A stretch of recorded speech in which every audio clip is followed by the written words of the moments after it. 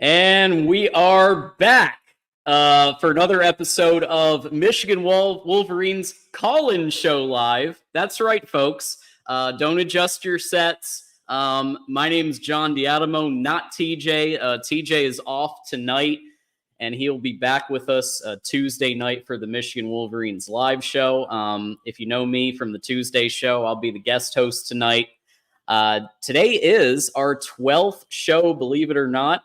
And I feel like today's going to be a bit of a hot one. So check that out. We already got 2 callers, but feel free to call the show. And please consider liking, subscribing, and sharing with a friend. Because if everybody shares this YouTube link out with at least one person, it's going to blow this thing up. And of course, Kenneth Grant is coming closer to third base Ryan Day. We got it here. And as you can see, Grant's getting a little closer to third base here. We did have a little bit of a setback from last week, so I'm encouraging everybody to subscribe, hit that subscribe button, because we really want Grant to catch. I'm sure a lot of people here want Grant to catch third base Ryan Day, and we're going to have a celebration show when that happens. And the big fella's getting there.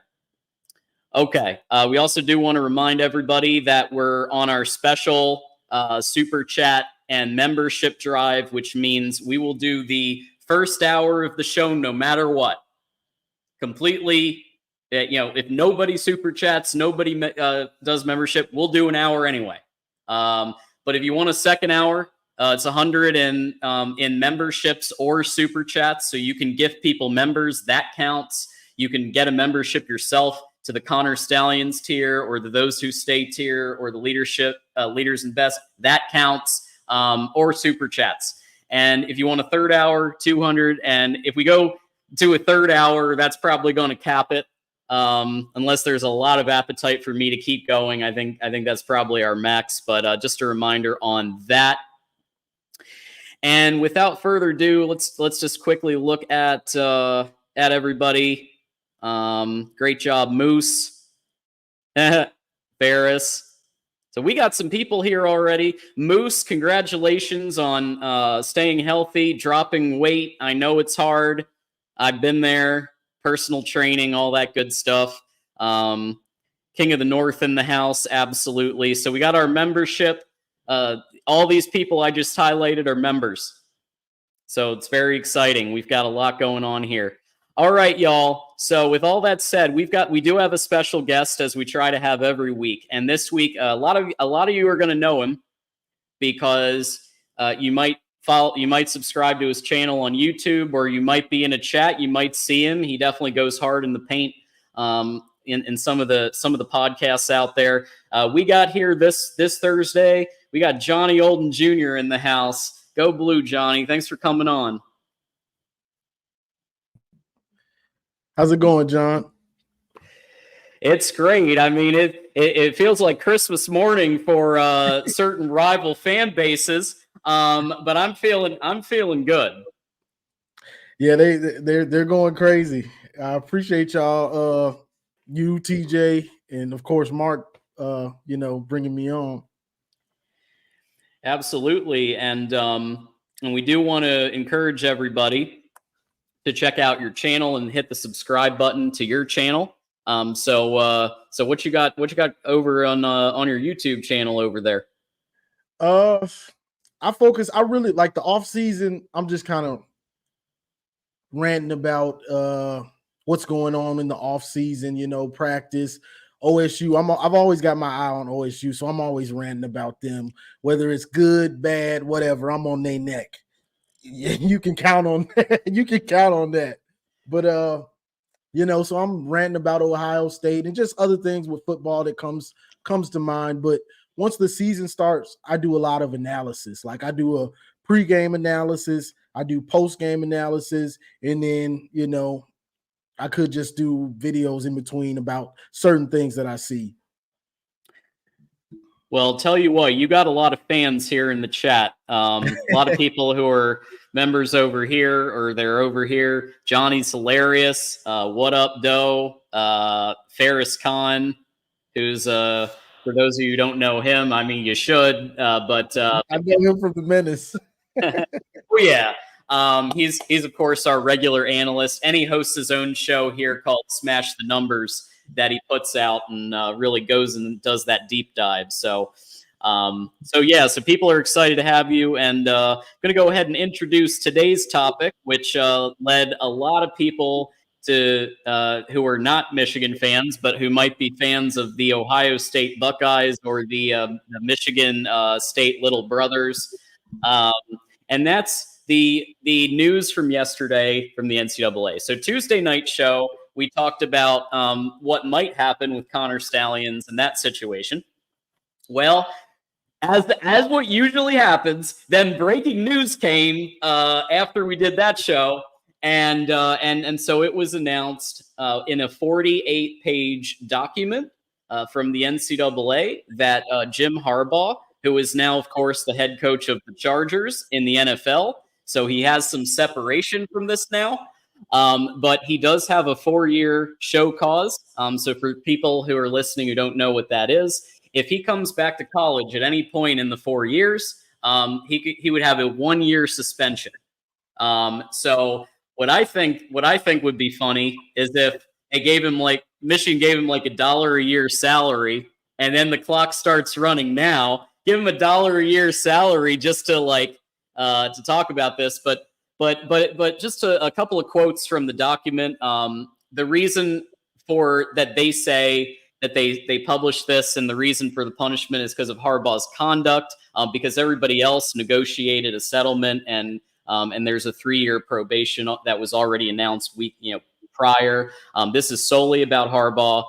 They have had Harbaugh, as we know, has advocated for paying players, has advocated for the satellite camps, and has generally been a thorn in the NCAA's side, but an advocate for student athletes. And so they didn't like that very much. And between that and some of the things that we've kind of seen, and some of the actions here from not just Harbaugh, but the actions from Ward Manuel to just let them in and let the NCAA do whatever they want because they're afraid of looking like they're breaking laws. A lot of that has led to this. So there is the other side, which is the Tom Mars, Feinbaum, Coward, and a lot of Michigan fans and other people who are reasonable. So Tom Mars, who's Jim Harbaugh's lawyer, said the following about this news. The way I see it, from Harbaugh's perspective, today's decision is like being in college and getting a letter from your high school saying you've been suspended because you didn't sign the yearbook. If I were in Coach Harbaugh's shoes and had an $80 million contract as head coach of the Chargers, I wouldn't pay any attention to the findings of a kangaroo court which claims to represent the principles of the nation's most flagrant repeat violator of the federal antitrust laws. I couldn't have said it better myself. The high school yearbook thing is hilarious. And even this person is not a fan of Michigan and not a fan of Harbaugh, but even Paul Feinbaum said that this was vindictive and why nobody respects the NCAA. Colin Coward has said this is ticky-tack because of the fact that there's Lambos in the parking lots. Now there's Porsches in the parking lots. There's people with hundreds of thousands or millions of dollars to come to the university, and this is what they go after. So, Johnny, with all that said, I want to kind of get your take on what you thought when you heard the news and kind of how this has sat with you the last day. When I heard this happen with Harbaugh, the 4-year show cause, I was like, okay, what what's this? Is this supposed to be a punishment for Michigan or what is this? But it's just like you said, it's the NCAA. They don't like Harbaugh. He doesn't fit their mold. He's not okay, let me just toe the line, the company line for the NCAA. He knows what they do is stupid half the time, or 75-90% of the time. So he's like, okay, he doesn't care. And that bothers them. Okay, you did this, and he still doesn't really care. He's gonna do it he does it his way, and they can't stand the fact that he doesn't follow their rules. Yeah.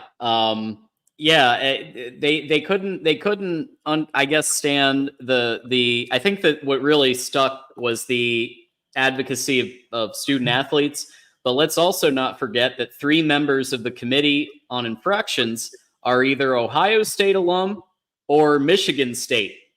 3 of them. 2 of them are Ohio State alumni and 1 of them is Michigan State. So maybe I think if this ever went to court, it would be like thrown out in not very much time. There's plenty of material here to throw this thing out if they really wanted to. And I wouldn't be surprised if Harbaugh does try to get it thrown out, because, you know, the NCAA, when they go to court, they usually lose. So it's not like they have a great track record of it. You know, who was that? Tennessee just won in court against them, right? So if Harbaugh really wants to go down that path, I'm sure he'll probably win if he does take that path. But then again, he's probably thinking like, do I really want to go back to college and have to recruit and have to deal with the NCAA if they're even still around? The NCAA is at the point where everybody knows they're a joke on TV, the coaches, everybody knows they're a joke. It's just, okay, how long are we going to have to deal with the NCAA? Will it be 2 more years? Will it be 1 more year? Will it be 5 years? But we all know it's going to come to an end. Yeah, I think we're leading. And look, the NCAA, I said this on Tuesday, they're a great organization for like table tennis and you know, volleyball and baseball even. But when it comes to football, I think there's just too much revenue going on. There's too much happening, and you need a real governing body specifically who you know, they know football. They've been around. You know, Nick Saban was floated. He might be a little SEC friendly, so you may not want to go the Nick Saban route, but like somebody like that who knows their shit forwards and backwards, you know, who has that knowledge to be the commissioner. And I think eventually we're headed there. And not only that, like, let's think about some of these rules that they have in place, like how dumb they are. Oh, you got a guy a burger. You paid for his burger. That's an infraction. Oh, somebody gave your dad $100 donation. That's like, what are we talking about? This guy's got a Lambo. What are we talking about? Yeah. And so, like, if you actually look at what they basically had to say, this is a general thing about Harbaugh's conduct, because when you actually look at the infractions, they're pretty minor, right? You've got a what was it? It was the burger thing where he was asked who provided the receipt, and I'm sorry, it's at least plausible he didn't remember. The man is running a national championship caliber program. I'm going to take him at his word that he didn't remember. You know, you could call me whatever in chat for doing that if you want to, but at the end of the day, like, you have that, you have like verifying an Instagram account, you have and Josh Pate even said this, and Josh Pate is not a Michigan fan. Josh Pate even said the thing about the Zoom workouts and the analysts on field. That happened all the time in 2020, according to Josh Pate, who knows all the coaches. So these things are what the actual violations were. And then, like you just said, you've got Lambos in the parking lots. You've got Porsches in the parking lots. You've got Bryce Underwood at LSU getting $5 million plus multiple million in housing and perks for his family and friends. That's okay. That's fine. Nobody's going after LSU. But let's go after Jim Harbaugh and the NCAA and give a 4-year show cause for a burger and for Zoom workouts and for ticky-tack stuff. I mean, it really just shows where we're at with that organization. And they hate the fact that what he did. So they had the chance to try to stop Harbaugh during the season, to try to suspend him or something, to stop him or something. Then the Big Ten tried to, and Michigan goes on a run and gets that bunker mentality and beats Penn State, beats Maryland, beats Ohio State without Jim Harbaugh, makes the playoff, beats Alabama, wins the Natty, and Harbaugh walks it off with the double peace sign. He's gone, and he's off to make $80 million and final say over an NFL program. Yeah, so you have to, if you're in the NCAA, you have to be steaming about like Jim Harbaugh. It's crazy. We do have a couple of super chats already starting with the donation train tonight, which we appreciate. So we're already down to 95 for a second hour. So Blue Wolverine with the 2. Give a champs for Johnny. Thank you, Blue. Blue's everywhere. We love Blue. He goes hard in the paint on Michigan channels, on Ohio channels, everywhere. Blue is showing out for Wolverine Nation, and we appreciate him and his membership as well to our channel. And Moose, everybody throw the Moose emoji in the chat. We have an emoji just for him. $5 here. A sad attempt by the NCAA to not make themselves look stupid because they have nothing on Michigan. Let's go after Jim. This is true because this is a real theory that's going around, Johnny, is that the NCAA did this because it's basically a punishment on somebody where it doesn't actually harm the program currently, and although you could argue it might with recruiting. But at the end of the day, like the actual person that this is targeted to is no longer in college at all. So they can kind of have the best of both worlds. They can show that they're doing something, but at the same time, it doesn't actually have much impact on the coaching currently on the staff. But still, I agree. Yeah, saving face. That's what they need to do now. Because they're a joke. And, yeah, you put out the NOA or whatever, but it's like, okay, what are you really going to do? What can you really do to Michigan? Or, well, we know we can hammer Harbaugh, so let's give him a 4-year show cause. Okay, get out of here. Just go back in your little hole, NCAA. Yeah, it's crazy. And look. There are people who are saying also, well, it's, when I say the things about like the Lambos and the parking lots, I've had Buckeyes tell me, well, paying players is legal. And I'm like, wait a second here.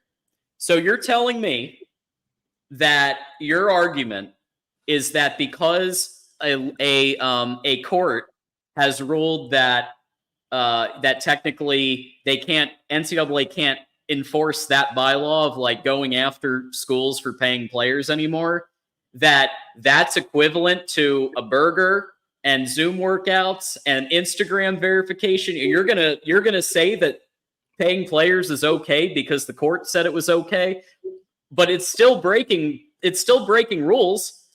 It's just how you're doing it, and I just the whole thing. It's the whole system's broken. Exactly, and that's why the NCAA is a joke, because the whole system needs to be torn down and redid, but they pick and choose who they go after. You can conspiracy theory, whatever, it doesn't matter. That's what they do. We all know they do it. So it's like the NCAA, it's like they just make themselves look worse and worse, because they're in a no-win situation with this. Because if they hammer Michigan, if they try to hammer Michigan, or like they did Harbaugh, then it looks like, okay, why did y'all hammer them for this? You know what I'm saying? yeah, you got Ohio State fans and Michigan State fans like, yeah, Harbaugh, give it to him, NCAA. You did it. They're going crazy, but everybody else is like, what is this? Like, this don't make sense. It doesn't. Well, listen, I think we've done a pretty good job of introducing the topic. We do also have one later on fall camp if we get a second hour unlocked. But we have 2 callers on the line, so let's go ahead and bring on our first one, who's a regular here and a YouTube member. We got Nick in the house. Nick, thanks for joining us, man. Go Blue. Go Blue, baby. Can you guys hear me? Absolutely. All right. Well, this entire thing, I think, is complete and total bullshit. I don't think no one can convince me now that this was not a witch hunt by the NCAA the entire fucking time. But the funny thing is that the NCAA still looks like the complete idiots because their fake tough guy attempt here does nothing to Harbaugh. And I mean, I don't know. What do you guys think? When Harbaugh wins a Super Bowl, do you think he's going to give a shit about what the NCAA thinks? I'll bet you Harbaugh would take a 100-year ban from college football to win a Super Bowl. So I don't think he gives a flying fuck. But that's just my opinion. I don't think Harbaugh wants to come back to college anyway, because he did what he only came back to set Michigan straight or get Michigan back to the top where they should be. He did that. All right, I'm done with this NCAA and all these crazy rules that no one knows about, and you have to know about it. I think he's like, let me go back to the pros. Let me get out of here. Well, you guys might have. I don't know if you saw that excerpt from the book that's coming out, and his friend basically was like, he was thinking about coming back to Michigan, but he wasn't convinced that Ward Manuel was the advocate that he needed for the Regents and everyone else. And if he had a better advocate, he might have stayed. I can believe that. And I do remember hearing that when it was all going down. And by the way, I just want to clarify, everyone steals signs. That's not an excuse. It's a reality. Everyone does it. If you're a fan of a team and you say you're not doing it, you're an idiot and you're naive, or you're just a liar. They steal signs in Little League, guys. Like, this is not a new concept. This whole pearl clutching is ridiculous. And then here's the other thing I want to talk about. That's just another stupid, unintelligent narrative. I heard the real MVP say it on Mark's channel.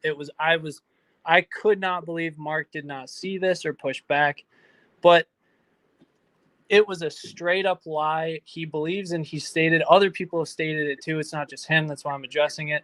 They're saying Michigan knew what exact plays were coming constantly. That's this narrative that they've been pushing. That is not how sign stealing works, you fucking idiots. Like, I'm telling you, sorry for swearing so much, but I'm so sick of this shit. A sign does not reveal an entire play, and it doesn't account for after snap decisions. Doesn't account for any of that shit. Also, many plays have multiple options for the quarterback to execute based on what he's seeing from the defense as things are unfolding in the moment, and his improvisation.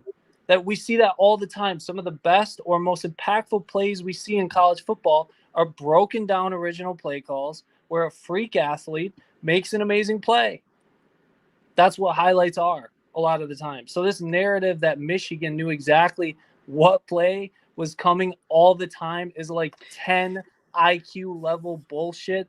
And in order to know everything that was going to occur during a play, the Michigan players, you're essentially saying the Michigan players would have to be able to literally read opposing players' minds. That's fantastical fantasy land. That is not reality. Yeah. Well, two things I want to mention real quick on this. The first is I'm getting called out by a certain Buckeye who we love to hate over here, who said I don't have any Buckeyes. So Buckeyes, anybody is welcome to click the link and call in. It just so happens that that you and the caller in queue are both Michigan fans. But we take Buckeye callers, we take Notre Dame callers, we take anybody, and we're willing to debate this. So that's number one. And number two, Nick, you're spot on with your point that I think a lot of casual people who may just be dipping in or out of this don't realize that everyone has everyone else's plays already blocked out. If you're an elite program and you don't have everybody's all 22 lined up and you are ready to go to bat when it's game day, you haven't watched every second of that all 22, and you don't have a sign decoder on your team to decode the signs and to link it up, then that's, Ohio State has one, Georgia, all the main elite programs, they have signal decoders, and they have the all 22. And I have a bridge to sell you if no one's ever hired somebody to go to a game before and take some iPhone footage other than Connor Stallions. I got a bridge to sell you if you think that's the case. It's just that Connor Stallions put his name on the tickets. That was a little bit, too much. And I'm sure we'll hear more about that in the upcoming Netflix documentary. Yeah. I actually was just arguing with a Michigan State fan on Facebook before I jumped on here, and he posted Kenneth Walker 2021 that game saying, well, if the Michigan didn't have our signs, we would have went on and the game wouldn't have even been close. And Kenneth Walker had to be amazing to get away from him. I'm like, for one, your secondary was horrible. It wasn't the signs. You had the worst secondary in the country. Oh, their secondary was so bad. Like, what are you talking about? That was one of the worst secondaries I've ever seen. And Michigan was winning like the whole game. Like, Michigan State's about? Michigan State's, let's be clear, Michigan State's secondary as a sports unit was one of the worst performing units I've ever seen in any sport. They were horrible. When you watched them, you wanted to gouge your eyes out. They couldn't do anything.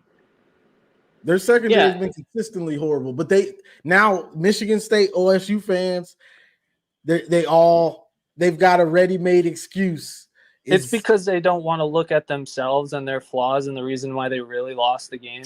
They're not man enough to admit it. That's what crybabies do. When they get their ass kicked on the field, what do you hear? They cheated. They cheated. You hear that shit in elementary school. That's what I say too.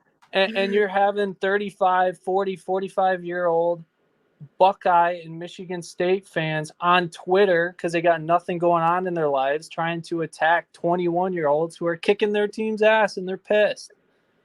Well, Alex Martin wants to clarify, not him. And there are some reasonable Buckeyes that are around here, but there's also some that say cheater 15 times.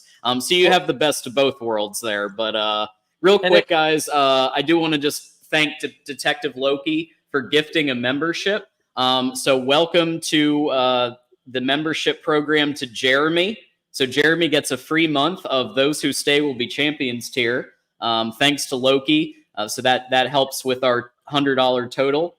So we're down to 88 left in order to get a second hour. And then Moose has been a member for 2 months. He was our first ever YouTube member here at the Michigan channel. And he said it was cheating, not the fact that OSU couldn't tackle Donovan Edwards. You could go on and on for days about why they lost those last 3 games. You could say it was the defense, which was horrible. You could say some play calling in 2022. That 2022 game, the way Michigan dissected them, it's just insane. Like that first out route, he catches it, breaks a tackle, breaks another tackle, goes like 60 or 70. Are you kidding me? The second touchdown, he makes him do a spinner Rooney, and he takes another one 60, 70. Colston Loveland, after halftime, The dudes run into each other like a circus show. Goes 40. Then you got Donovan, clean up the, Donovan gets the handoff. And just to be clear too, really what has Michigan fans so pissed about Buckeye fans is it's not like after those games, not all Buckeye fans, I just saw one Buckeye fan said there's some reasonable Buckeye fans, but from what I've seen for the most part, before Connor Stallions, they were still making excuses. Ohio State fans never congratulated Michigan for the most part. They were making excuses before they even knew about Connor Stallions. It was the snow. We had the flu. It was 5 plays. You guys are excuse makers. It's a trend with that program. And now they found the Connor Stallions thing. So now they're attaching to that. It's not like they were, well, you guys were just better than us. And then they see this Connor Stallions thing. They don't know a whole lot about it. And they're like, that might have had an impact. That's not what they were doing. They've been making excuses the whole fucking time. 2023, they blame Kyle McCord.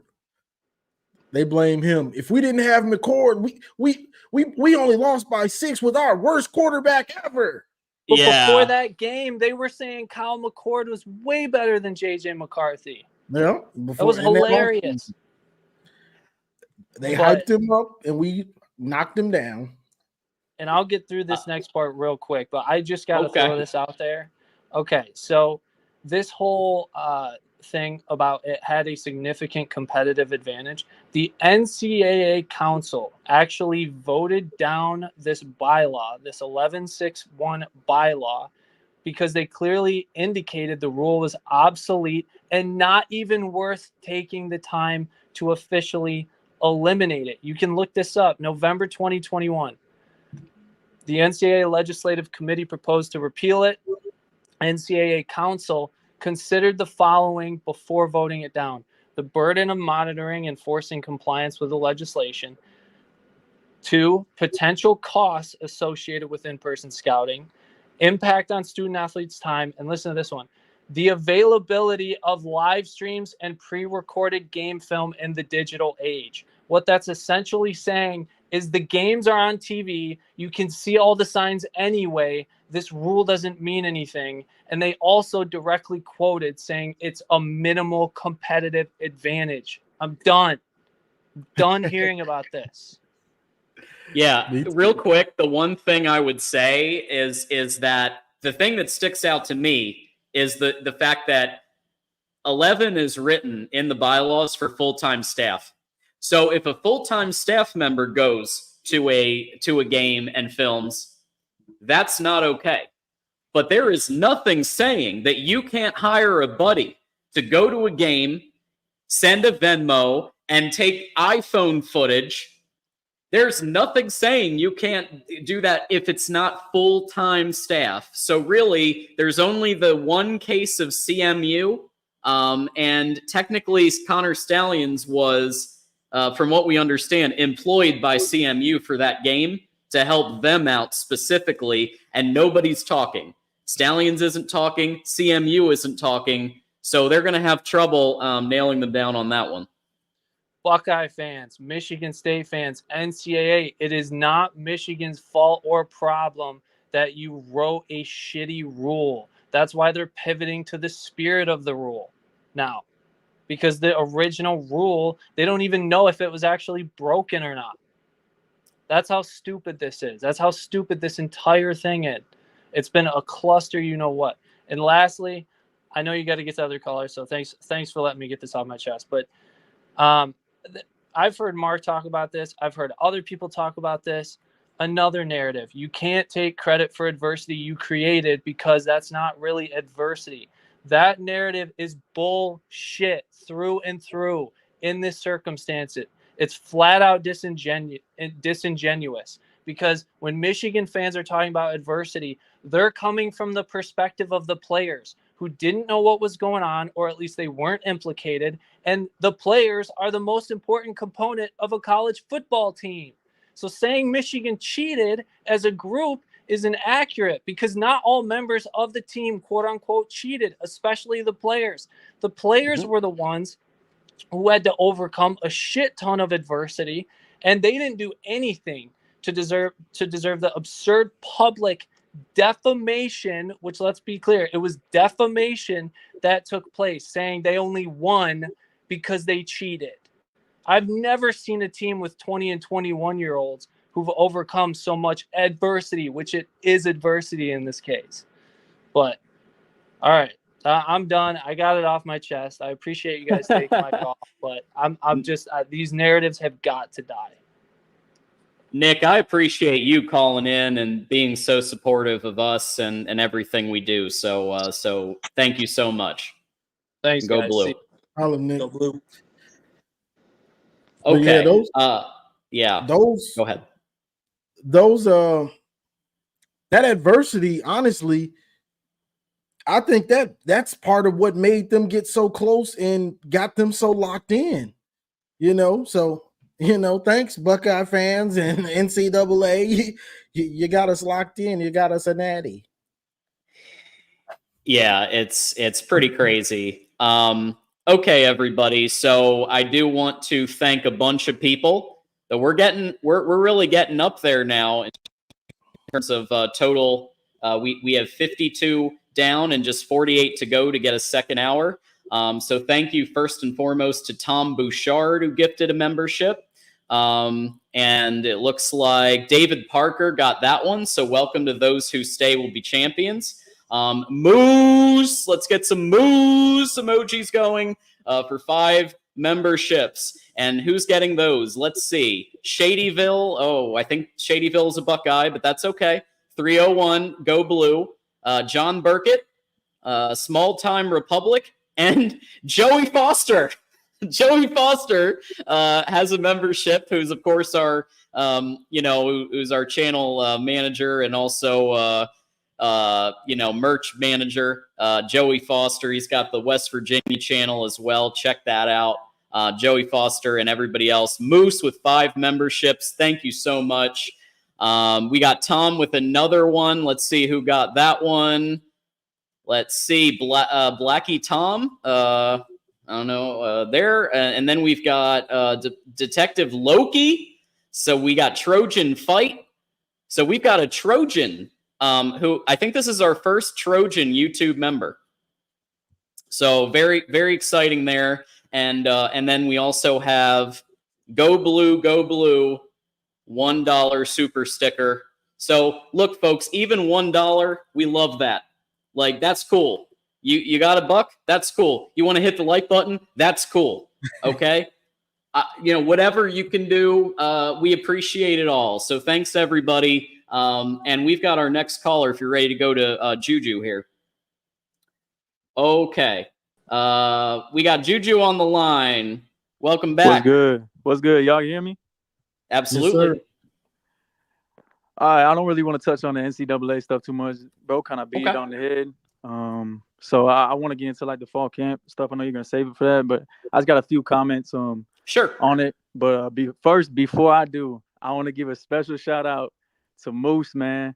Moose, I'm glad your health is well, my boy. I'm glad that you down pounds. I know we had a little disagreement about the quarterback battle, and you spun on me and added me at Twitter and called me out my name, then blocked me and took the post down. I seen it all. We can debate. You can get at me at any time. You know where to find me. It's all love and blessings. So just want to get that out there to Moose. Shout out to him. It's all love. But I just want to touch on the battles, position battles in camp that we've been hearing about. I want to get you guys' take on I want to get you guys' take on the right tackle battle. I've been hearing a lot of smoke about Evan Link potentially edging his way in. And I want to get both your take if that is a good or bad thing, because I think if I'm not mistaken, he's a freshman, if I'm not mistaken. So I that's great. Iron sharpens iron, but I just want to get you guys' take on that position battle. I love it.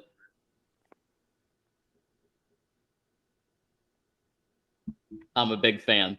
I love the fact that Evan Link is pushing for this. He was in the class of, looks like 2023.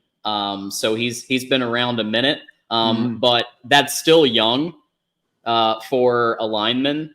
because you usually see like junior, senior, fifth year senior get that position, especially at Michigan. So if he's pushing for it, it means two things. One, he's killing it at fall camp, which is good. Yeah. Two, it means Gentry, he might be guy number 6.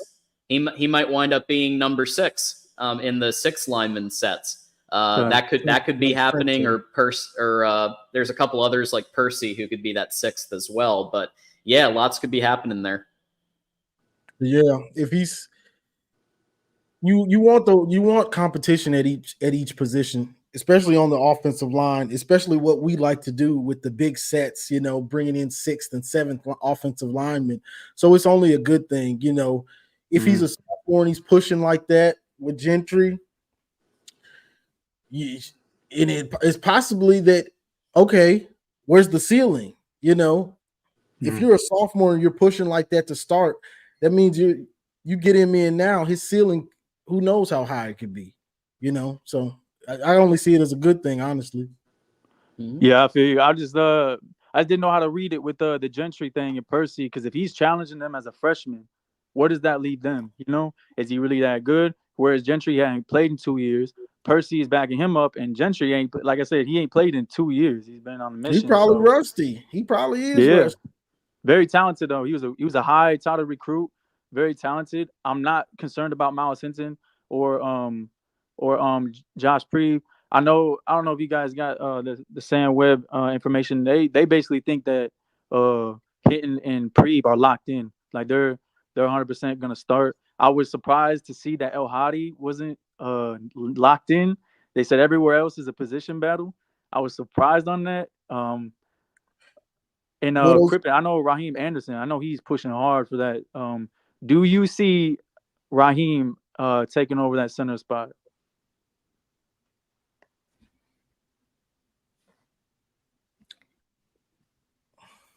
I don't know. Yeah, it's hard to say. We're gonna find out with some of these guys, because you just don't know.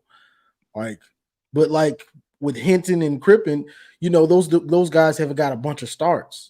So they say Miles Hinton went in the lab, got stronger, gained weight, but he looks leaner.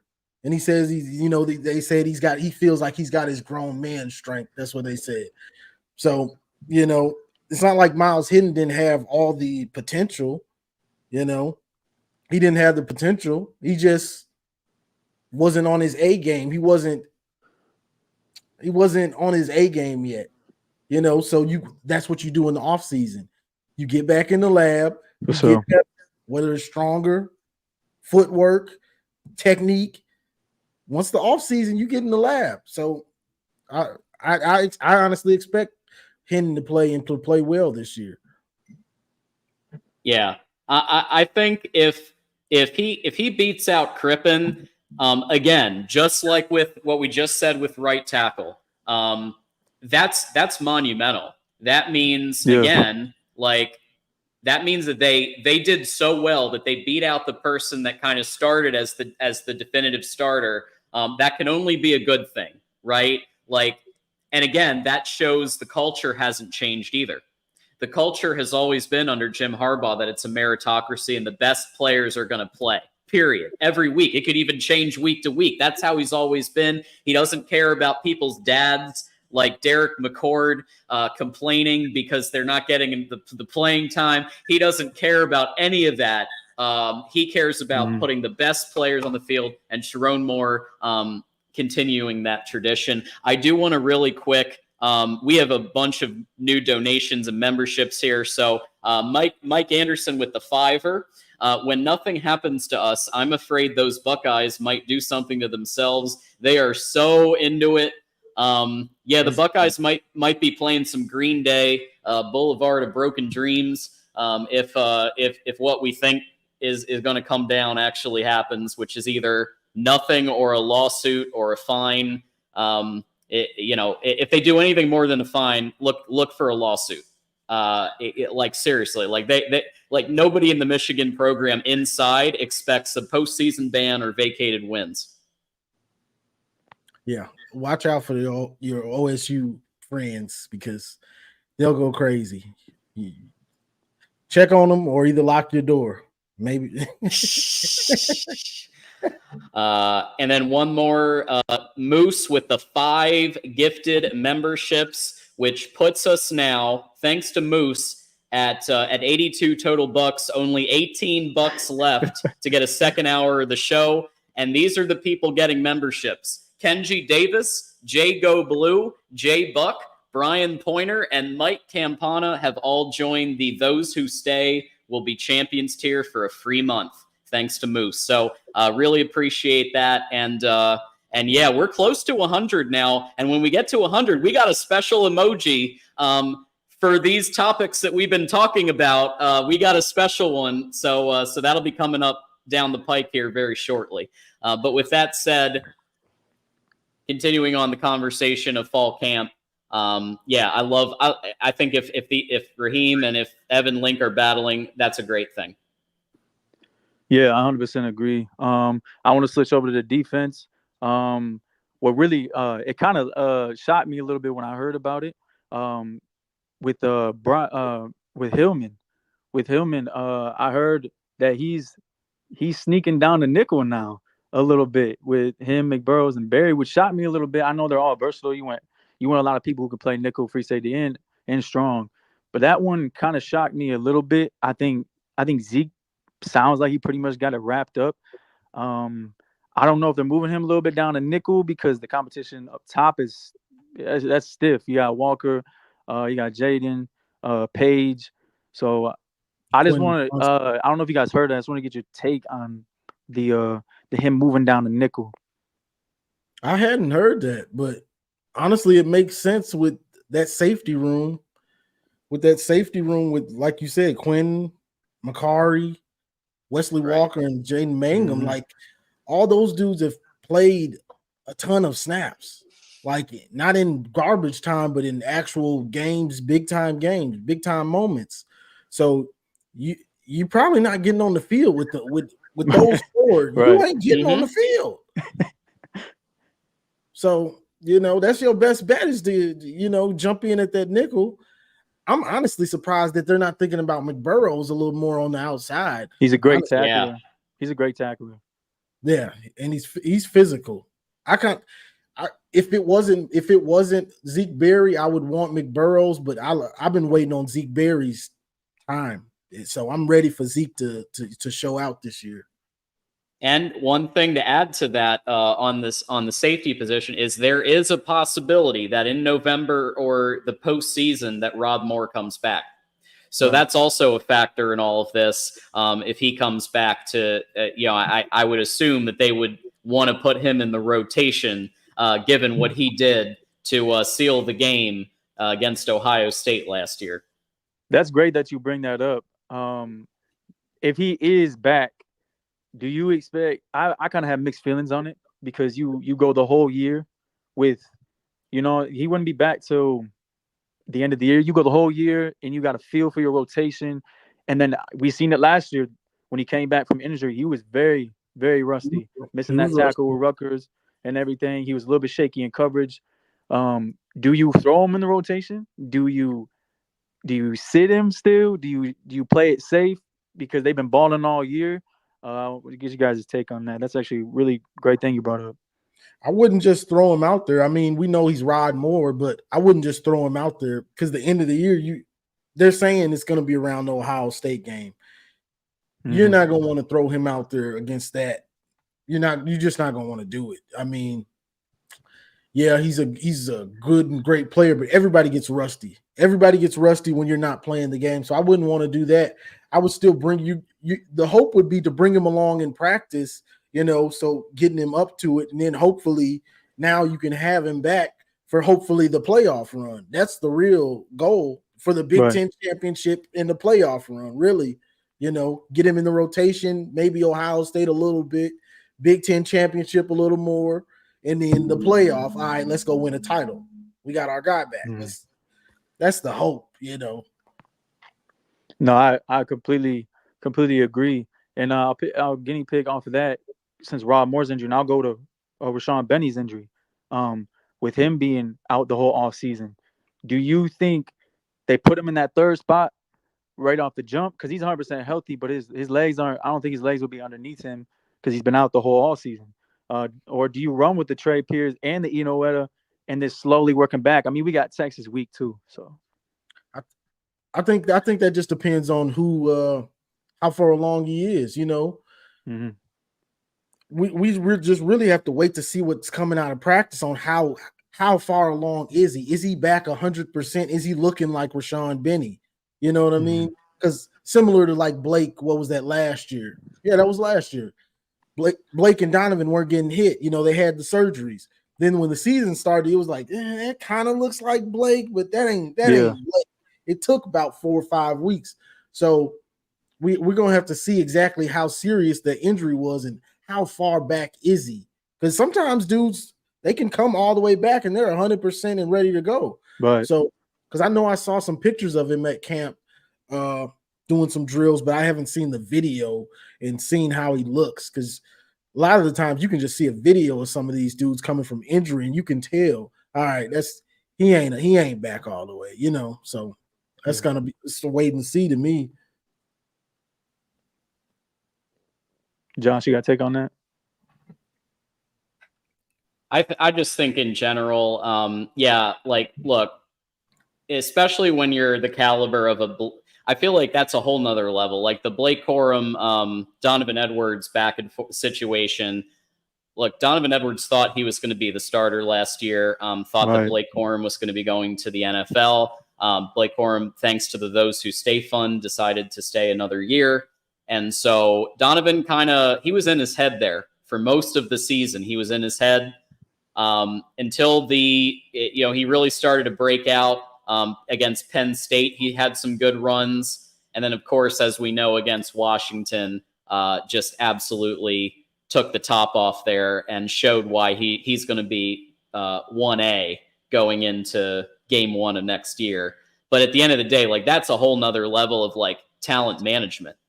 Like, but you know, that's why we recruit. We don't only look at the 5 stars. Now, Donovan Edwards happened to be a 5-star, but still, he was a 5-star who also believed in the Michigan way and believed in meritocracy, right? So yeah, I think that's all part of it, and yeah, I think that'll be the case with everybody who's battling. Is they're going to do they have that mentality because they were recruited, and one of the key factors in the recruitment was having that mentality for the team. Yeah, that's facts. I just got one more thing to touch on. This is probably very important to the defense since Mikey's gone. He's basically their quarterback. So who do y'all think in that secondary is going to be? Is Will he's going to be the voice now? Is it going to be Makari Page, people who are really just show by example? Or is it going to be someone else stepping up? I don't expect Suge to. He's going to be first-year starter. Or Zeke, he's kind of on the quiet too. So who do y'all feel is going to be the quarterback in that secondary? I think it's a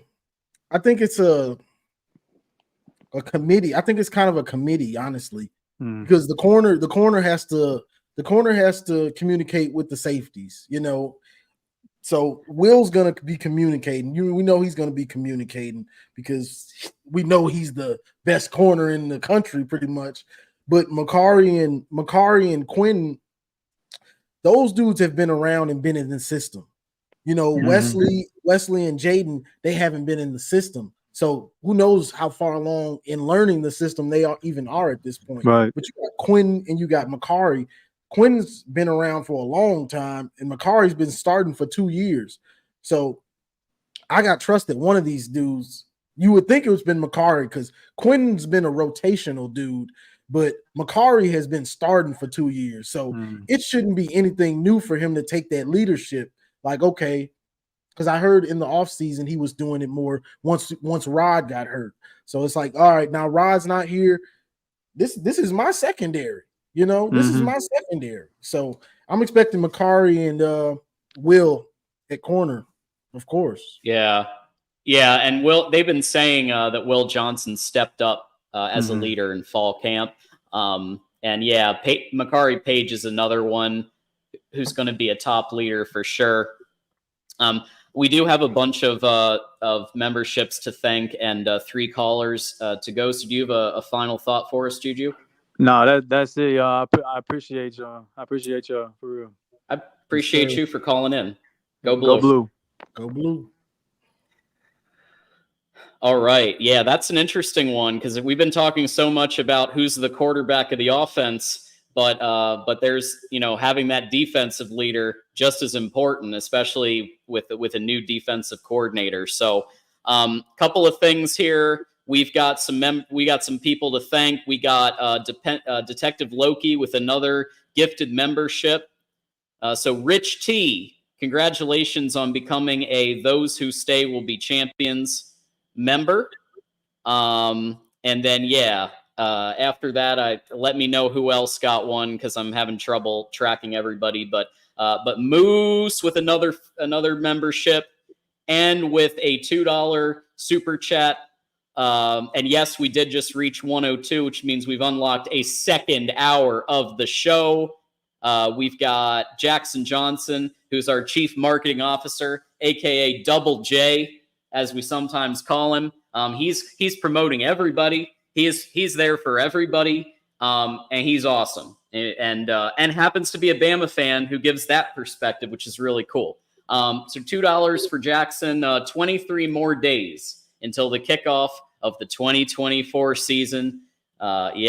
We're so close, man, to talking about actual games. I can't wait. I know. And then Detective Loki's, who brought us over to 102. So Loki, you did it. Thank you so much for that. And go Blue to Loki, and thanks to Loki, who's really been there alongside Moose in terms of gifting memberships. So we really appreciate that. Speaking of members, our next caller is a member of the Connor Stallions espionage team, which is the largest tier we've got. He's also a member of the Jack Tuttle fan club. So I'm excited to talk to him here. We got Keith in the house. Go Blue, Keith. Hey, go Blue, guys. Good to talk to you. Hey, Dio, I've got some good news for you. Zeke, another insider, said Zeke Berry has locked down the nickel corner and is calling signals and is reminding the staff of Mike Sanistro. Nice. Zeke Berry taking that Sanderstill role, and those are big shoes to fill. I mean, the man might even be on the Mount Rushmore at this point. He's a turnover machine. Yeah. So that's it's good to know. It's good to see these pieces come in. Yeah, also, I wanted to say I did go to the spring game, and one thing I really noticed was I don't think I saw a Michigan offensive lineman that was under 300 pounds. And I don't think I saw a single slow offensive lineman on the Michigan squad. I think now I haven't been to a spring game in 20 years, but this offensive line looks like it's got all kinds of potential. I think so. You got guys with a lot of starts, and then you got guys that have been waiting in the wings, waiting their turn, learning, getting stronger, and ready. This is my year. So you got a bunch of guys that are hungry. Yeah. And the news from Evan Link is just becoming just very, very impressive. And you know who it reminds me of? Jake Long. And Jake Long, if you remember, came in day one, took over the left tackle job, and he stayed there. And he stayed there for 4 years till he was the first overall pick in the draft. So if this Evan Link is 80% of what Jake Long was, we could be in good shape. Also, we got to remember that Henderson won the left tackle job last year in camp. And struggled a little bit and was eventually replaced. So, and apparently Henderson hasn't locked down that left tackle job either. So I don't know what's going to happen on that line, but I have confidence in Moore and Newsome that they're going to give us one hell of an offensive line. Yeah, the more we trust. Yeah, I love hearing, because it is a unique perspective when you go to a game and you can really evaluate, or even the spring game, so you can actually look. And it's good to hear that your analysis from checking it out is that with the 300-pound plus guys, like that, this should be just as good as some of the other lines, if not even better than some of the lines. I would say we have a good chance of being top 3 in the conference. That's what we want. Yeah. When everybody's saying 8-4, 9-3, that would be amazing. Yeah. And as for the Jack Tuttle fan club, they say the best ability is availability, right? They do. And Tuttle being injured again worries me a great deal. And I'm hoping everything you guys are saying about Orgy is true, because I don't know if Warren can cut it. He's had 2 real good spring games, but every other time he gets in there, it's been tough. Yeah. Do you think there's a merit? Do you think there's merit to the idea that Davis Warren knows the playbook so well that he does well in practice, but when you get to the actual games and it's more unpredictable, that's when he struggles? Do you think that there's merit to that? Just because he's been around the program so long, he's one of those people that just does really well in practice? Absolutely. And in practice, half or more is walkthroughs. So you're not seeing the real speed of the game that much in practice. But guess what happens when Fresno State comes in? Yeah, I always say practice isn't the game, and especially not for quarterbacks, because you're not even getting hit. So you Good point. I take practice for a quarterback with a grain of salt, because there's so many other variables that come when you're actually getting hit. When that blitz is coming in your face and you're about to get put in the dirt, can you make that throw when you know you're about to get smashed? Can you make that throw? You sound like a player.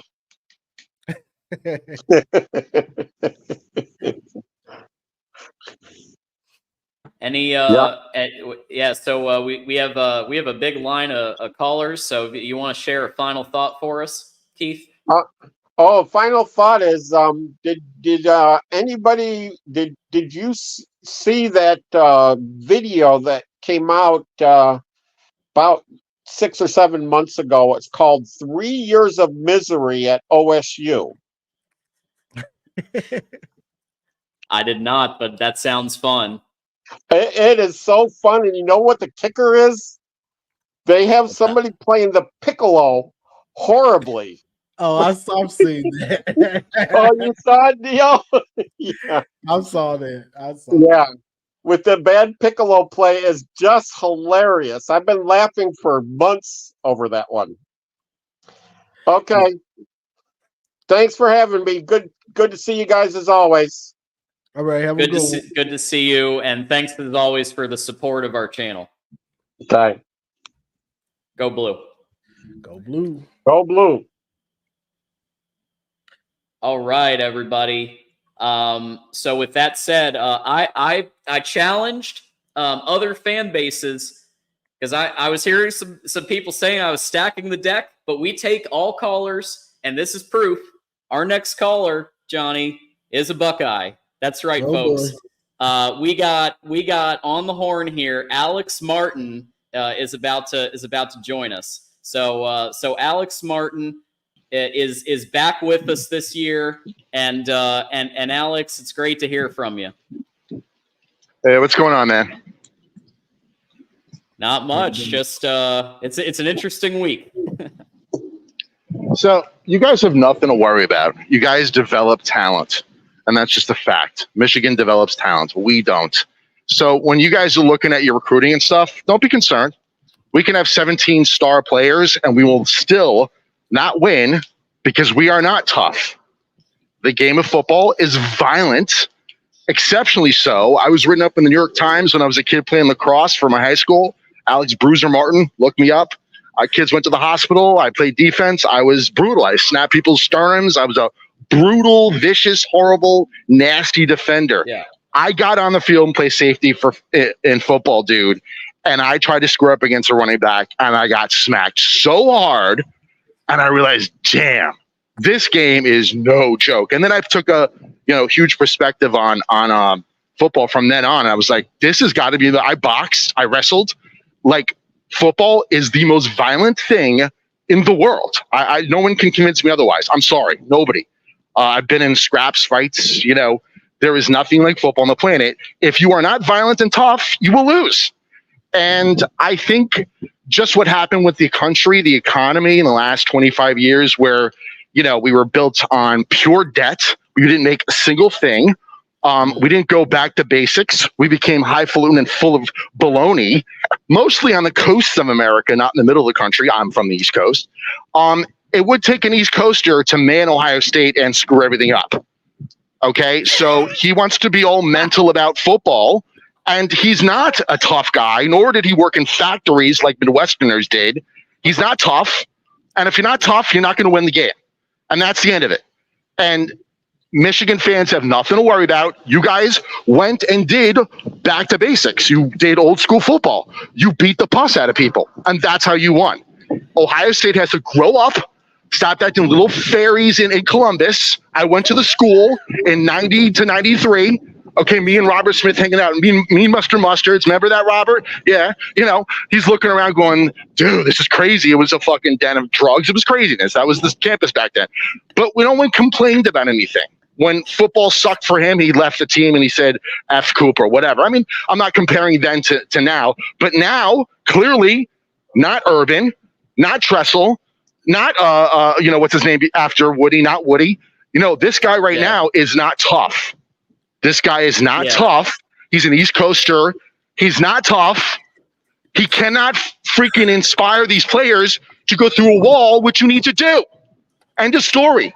So I'm done with the little pansies in the Ohio podcast going, well, nothing's working out, but we're still the best. We're still the best. Yeah, you're the best, and you got spanked by Michigan 3 times. You're not the best. So, I just had to kind of lay this out there for the first time from our world, back when football was real, back in the early 90s and the 80s, when Spielman didn't talk and he smacked people. I'm from that world, that real world, and I'm sick and tired of these like whiny little pansy freaking wannabe Ohio State fans. Bro, the reason why your team is losing is because you're not tough. And Michigan's going to walk in the middle of the field and smack your face, and you're going to cry instead of getting on your freaking feet and blasting him back. And that's the problem. So if Day shows up a real man, not acting like he's tough, but a real man, then you know what? We might actually win against you guys. Maybe. I'm sorry. I had to go crazy in this thing, dude, because I'm done with Ohio State fans. Done. Take the floor, John. I love it, Alex. I have one question for you. I agree with everything you said about the toughness of the team. Sorry. I want to ask you, because I know you watched Michigan, Ohio State 20 last year, and you probably looked at the film. So I want to get your thoughts on a couple things that I watched recently when I did a film study. Please, go. Number one is that Marvin Harrison Jr. didn't really do much blocking.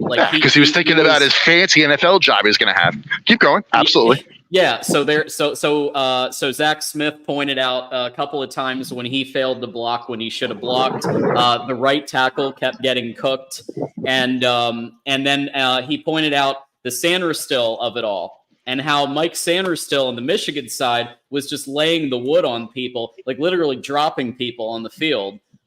Did you notice those couple of those like differences in the team as a former player? Like, did you look at that stuff? Facts. Lay it, John. Keep going. Yeah, facts. Sam still, I don't know where he got that from, Connecticut, because they don't act like that up there. But yeah, totally. And our guys are wussies. If Cade wasn't working on a farm, he'd be the same. Rucker, I don't know how he was sort of tough, but that's because, Urban. The reason why Day was blowing people away is because those were Urban's teams still. So yeah, keep going, dude. Yeah, we can wreck the whole team right now. I don't care how awesome everybody looks on film, all our players. If you cannot smoke someone by destroying their body, and Junkins, he's going to test you guys.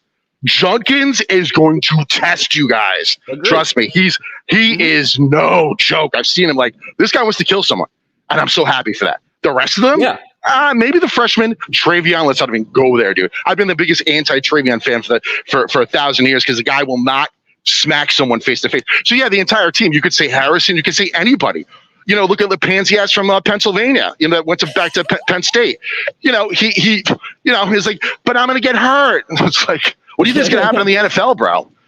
Well, my problem is you are exactly right, Alex. My problem is with Ohio State fans who put it all on McCord. They put all of the troubles that they had last year on McCord. We just pointed out like 5 or 6 examples of actual cultural issues in the program, but they said it's all McCord's fault. Watch McCord do really well at Syracuse. Watch it. I mean, he's definitely a mid quarterback. We'll see what happens to Syracuse, but no, we're not tough. I mean, we could just pick apart each single player in Ohio State, and I'll tell you if they're tough or not. And 99% chance they're not going to be tough. So it really just goes down to that. So just grab another player. What's that? What about Caleb Downs? He's pretty legit. Okay. So Caleb Downs is a freak, but the only thing I cannot wait for. Specifically, someone like what's his name? What's the running back from Rutgers? What's his name? Monangai. Dude, Monangai will smack the piss out of him if he squares up against him. Monangai is a freak, dude. I think he's about the scariest running back I've seen in like 20 years. That guy's a Monangai. If you're listening to, bro, props. That guy is no joke. So if he squares up against Caleb, I don't care how bad, but Caleb is. Dude, he's going to be tested against some really nasty, mean guys. So we'll see. Is Caleb the bomb on Ohio State? Dude, he's probably the best player on the entire team. There's no joke. I think he's better than, what's his name at receiver? Because when he ran back the ball one time, he juked 7 guys. 7 guys. So he's definitely the best guy on the team, but that's Ohio State. And they're going to play against who are your two D tackles? Oh my gosh! No, he's not playing against D tackles. Right. He's not playing against them. But who do you guys? Orgy. Oh my gosh, his legs, dude. His legs are going to freak him out. Sonny is going to have fits, dude. His Orgy's legs each can bench 1,000 pounds.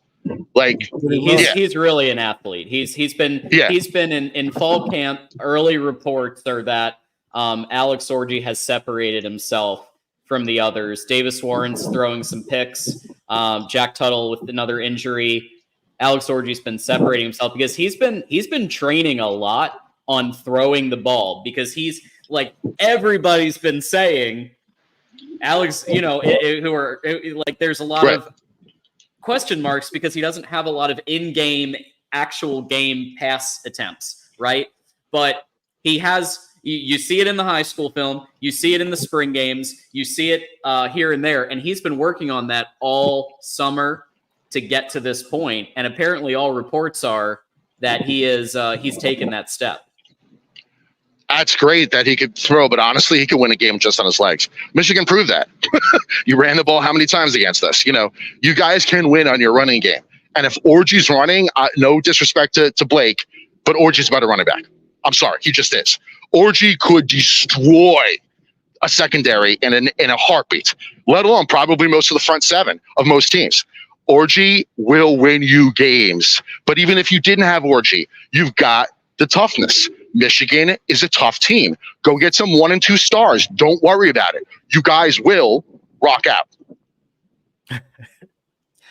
Detective Loki just gave a super chat for $5 and said, "This is the greatest of all time calls in this show's history." There you go, got it. Alex. You got it. Because You know what? Honestly, there's probably 7 million Ohio State fans out there from the 70s, 80s, and 90s who are no baloney and are watching this all happen. We've all got families. We're older. We don't really care, And so you're hearing from the fan base, probably a little younger, either never played any contact stuff or they're just sissies. Like they don't understand what game they love. You don't love tennis. You love a violent sport. And I think a lot of us are probably just fed up, and it's like, dude, it's a football game. I want my team to win. And my team is not going to win by being, can I say the P word? By being pussies. We are fucking pussies. Like, we're not going to fucking win a game by being fucking pussies. That's it. We're not going to win a game. So you want to beat Michigan? Bro, just stab yourself in the hand a few times, feel that pain, and have that pain propel you, okay? You got to get tough. Okay, stop listening to Day's bullshit. He's a PR man. He gets in front of the podium and goes, blah, blah, blah, blah, blah. Dude, Day, I guarantee you smack him one time. He'll be, why'd you do that? Okay? He's a pussy. Fuck all the pussies in Ohio State. That's right. Come get me here in New York City, you fucking pussies. Fucking hate you pussies. You can all fucking suck my dick. Don't fucking care. Right. I will give it to, dude, honestly, if we don't play tough, this year,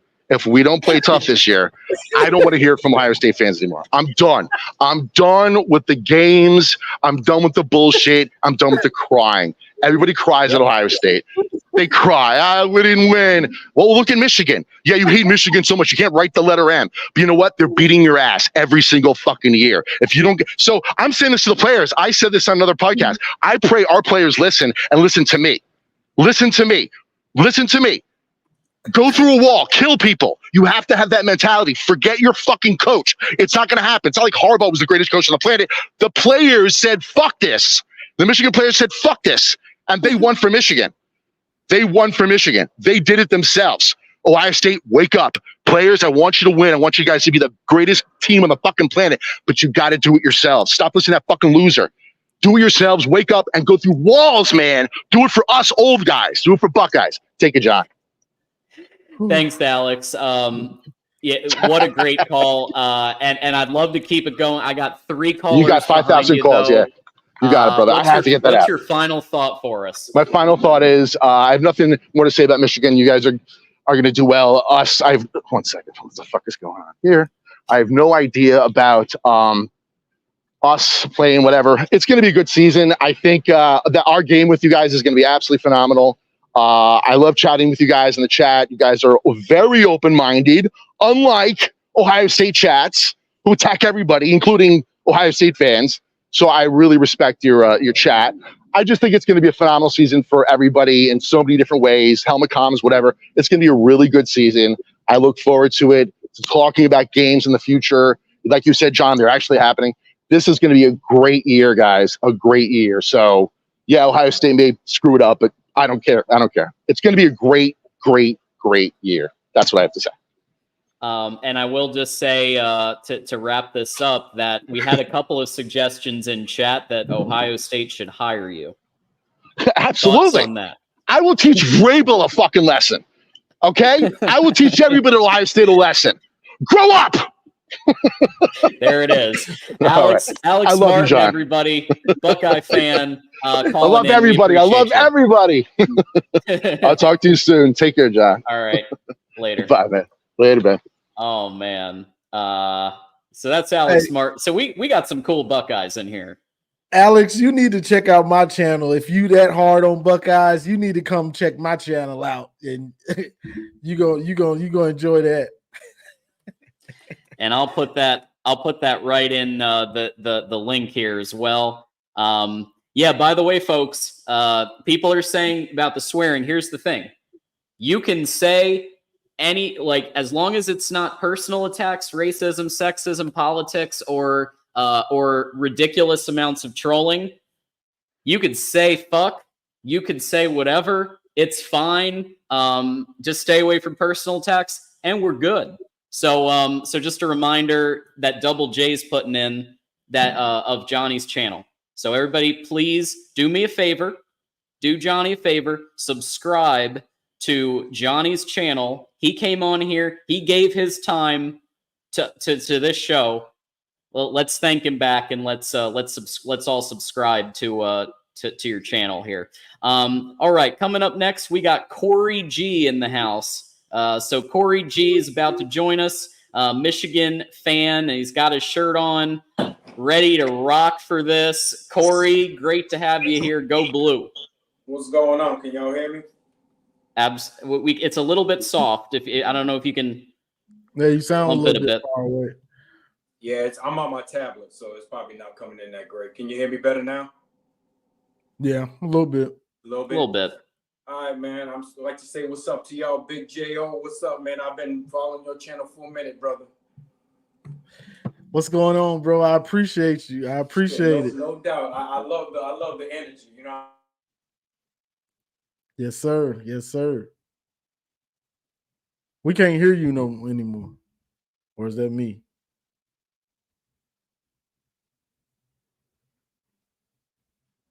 I was trying to bump up his mic so it was louder.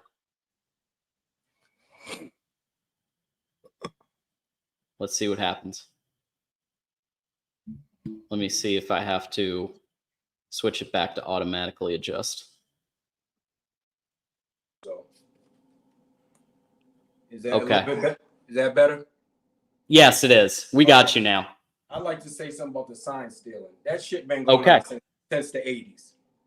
It ain't nothing new.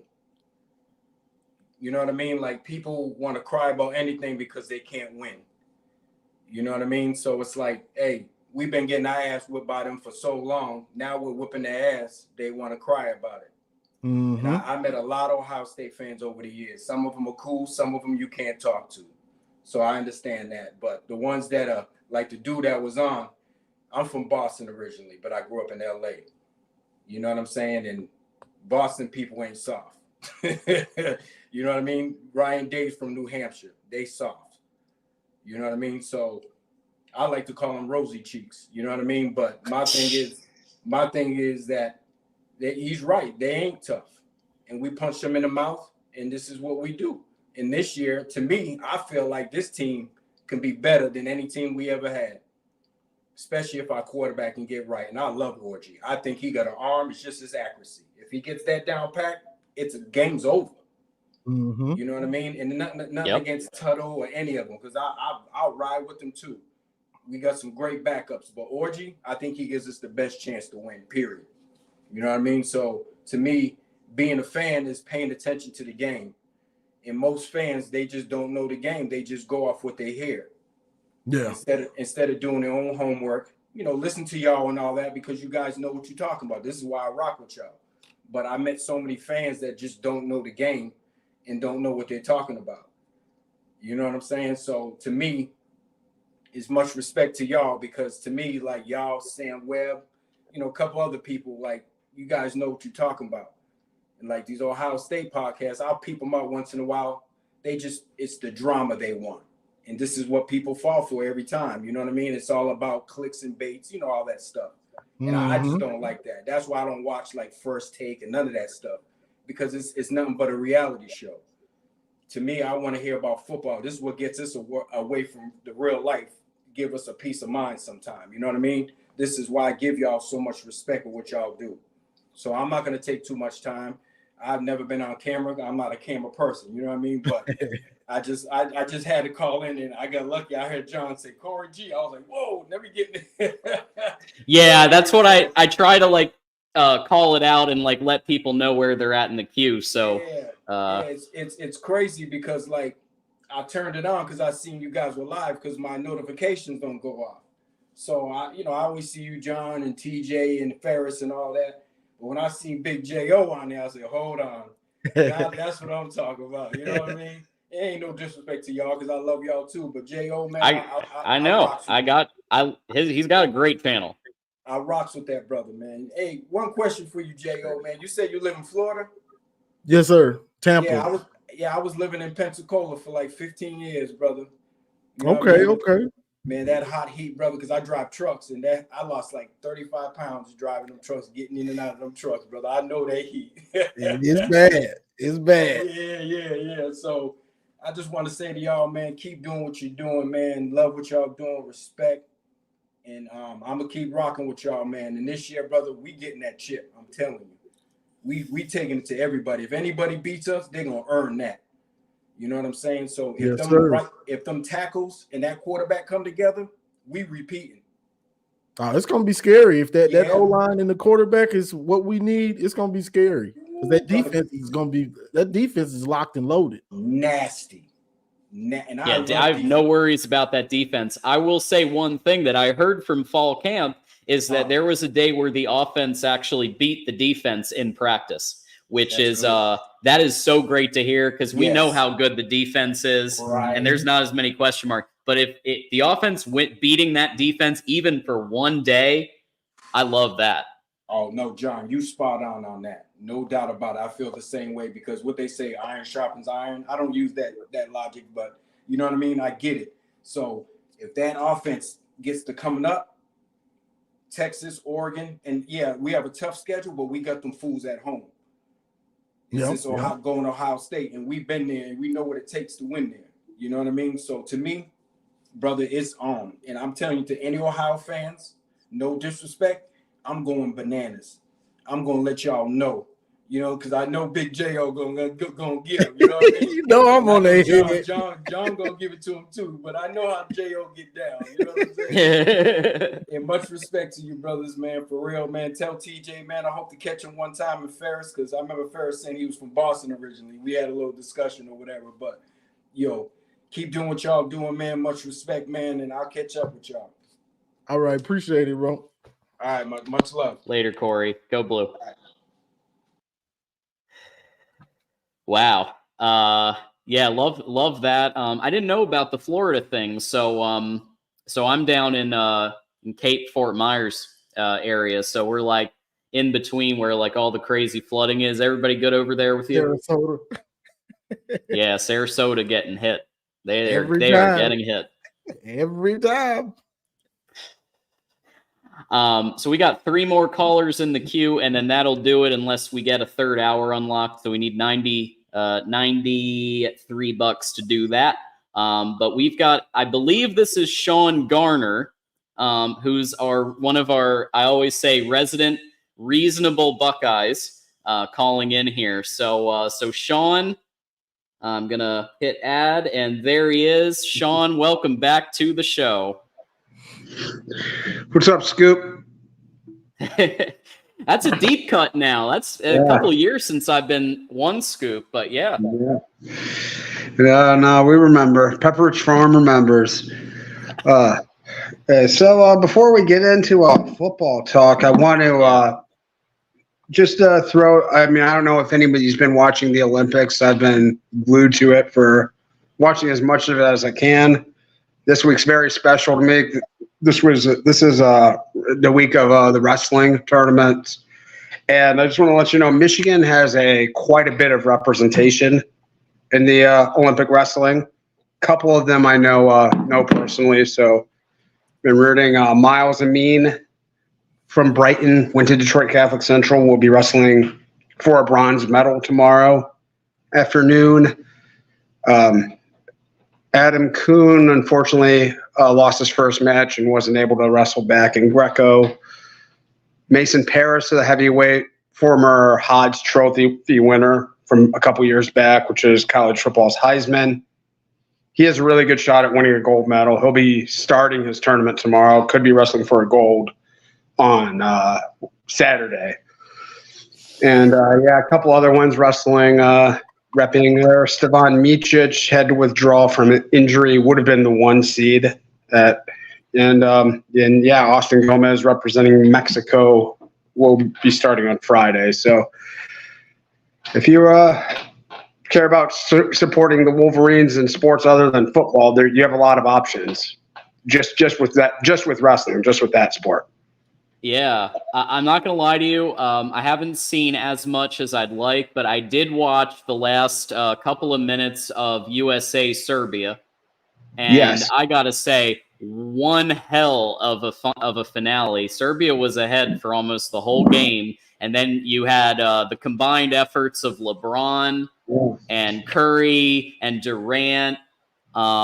and name is escaping me, but somebody's going to tell me right away. But the other one who was like really clutch in the end there. I missed the end of that game. I was keeping an eye on it most of the time, but I had to leave, go, and then I just heard later that I got the ping on my phone that they had won, kind of stunned, shocked. Like they were down by like 8 points with like 5 minutes to go when I stopped watching. So yeah, great comeback. Yeah, it was really something. Embiid, that's who it was. Yeah, they everybody needed to contribute in the end to get back up, because Serbia was, I mean, most people thought Serbia was basically one player and then a bunch of nobodies. And I got to say, they played their hearts out, and it took basically some of the best basketball players of all time to come together and like put some clutch stuff together. But now USA's headed to the gold medal game. Yeah. I mean, kind of shows that talent doesn't mean everything, because if talent was the only factor, U.S. would be winning every game by 60 points, right? There it is. That's a fact. Yeah. Okay. Did want to get into just real quick into some of these, some of the NCAA stuff here. Okay. I have been a little bit surprised how sort of bullish and optimistic Michigan fans have been about this. I was really shocked to hear Pete Thamel's statement that he's not expecting like any vacated wins or any. See what if I just follow the timeline of events. This is Michigan's second significant investigation in which level 1 penalties have been delivered in the past year. They had 5 coaches issued level 1 violations. The university itself was issued a level 1 violation. Multiple coaches are already on show cause from this. Mm-hmm. The university released a memo clarifying standards of cooperation, and which seemed almost directly targeted at Michigan. A couple years ago, mentioned that without mentioning them. It seems like, just reading through the tea leaves, and then you also have the Kentucky situation where they had to vacate 2 years worth of wins, where there were no level 1 violations actually issued. And the administration actually said it was not, the NCAA said that it was not even reasonable for the Kentucky coaching staff to have been aware of the improprieties going on there. Whereas several Michigan coaches and the university itself are directly implicated in this. Now, I'm trying to just be like fair, just reason. I might maybe a Buckeye fan, but looking at this reasonably, this would seem kind of crazy to me if Michigan didn't face stiffer sanctions than what Kentucky did. Given Kentucky, no level 1 violations, no prior offenses, and no direct allegations of wrongdoing by coaching staff or university. How does Michigan get less of a penalty than they did? I got a question. For you real quick, because I always hear Ohio State fans say the hammer.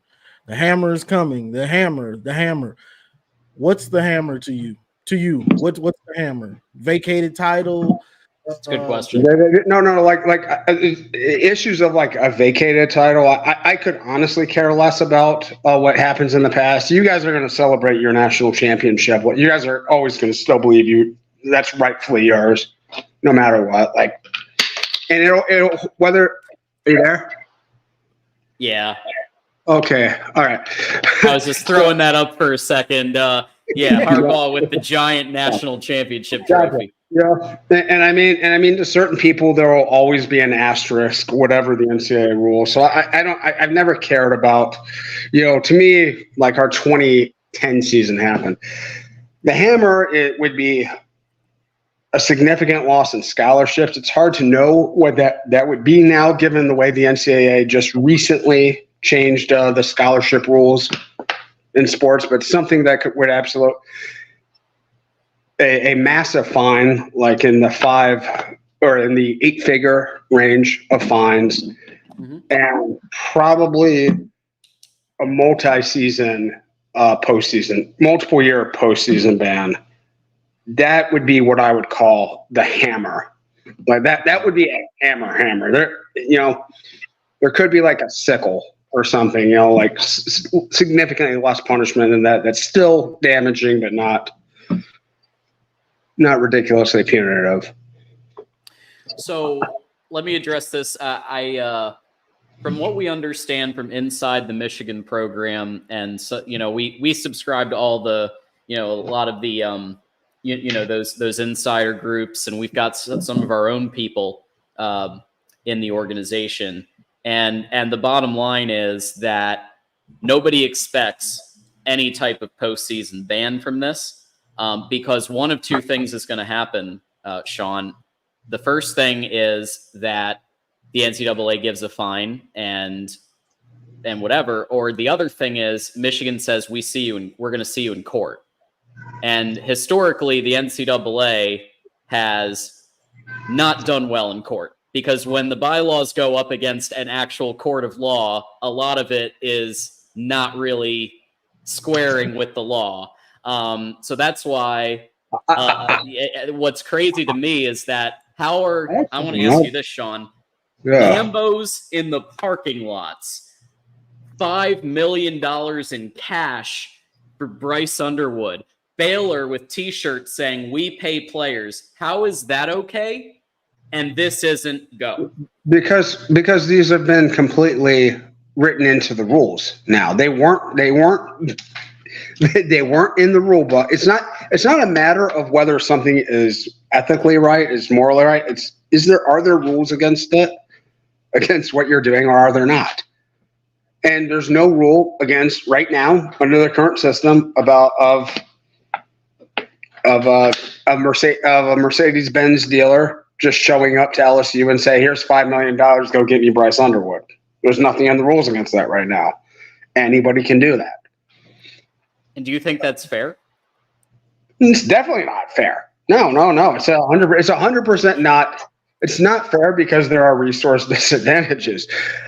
I'm not making a case here of what I think should happen. I've said this many times. Michigan won those games. I'm not here to sit there and make excuses over why they won it, or here to litigate how much of an edge they got here, how much they were cheating.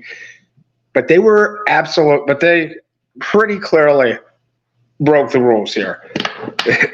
This was, and there was very clearly an effort to obstruct the investigation in here. That is almost without question, without dispute.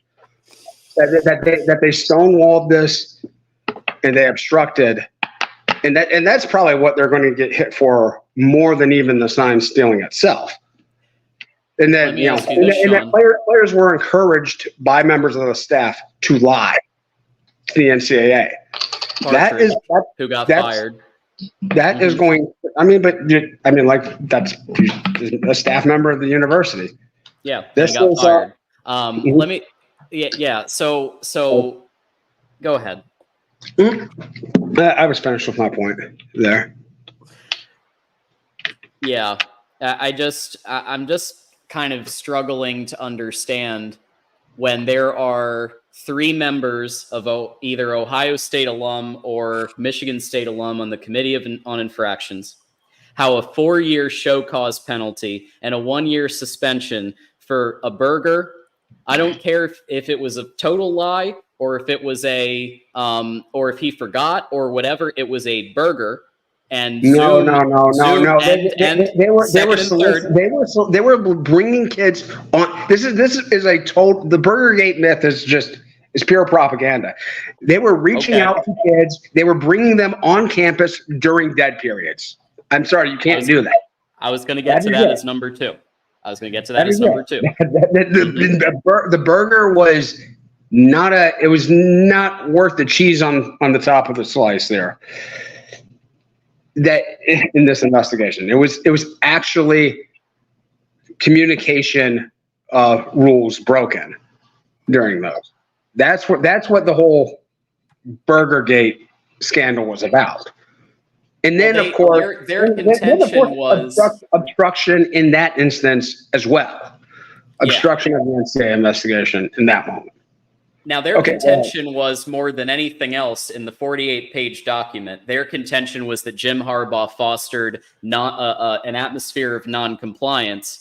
But we heard from Tom Mars, who's Jim Harbaugh's lawyer, that they gave him 24 hours to produce 6,200 emails, vet through them. He calculated that would be 51 hours of work, and we will do it. It's just going to take us a little bit of time. And he gave a date of February 20th, like almost a month later, so that he could have the time to do this, plus all the other shit a law firm has to do.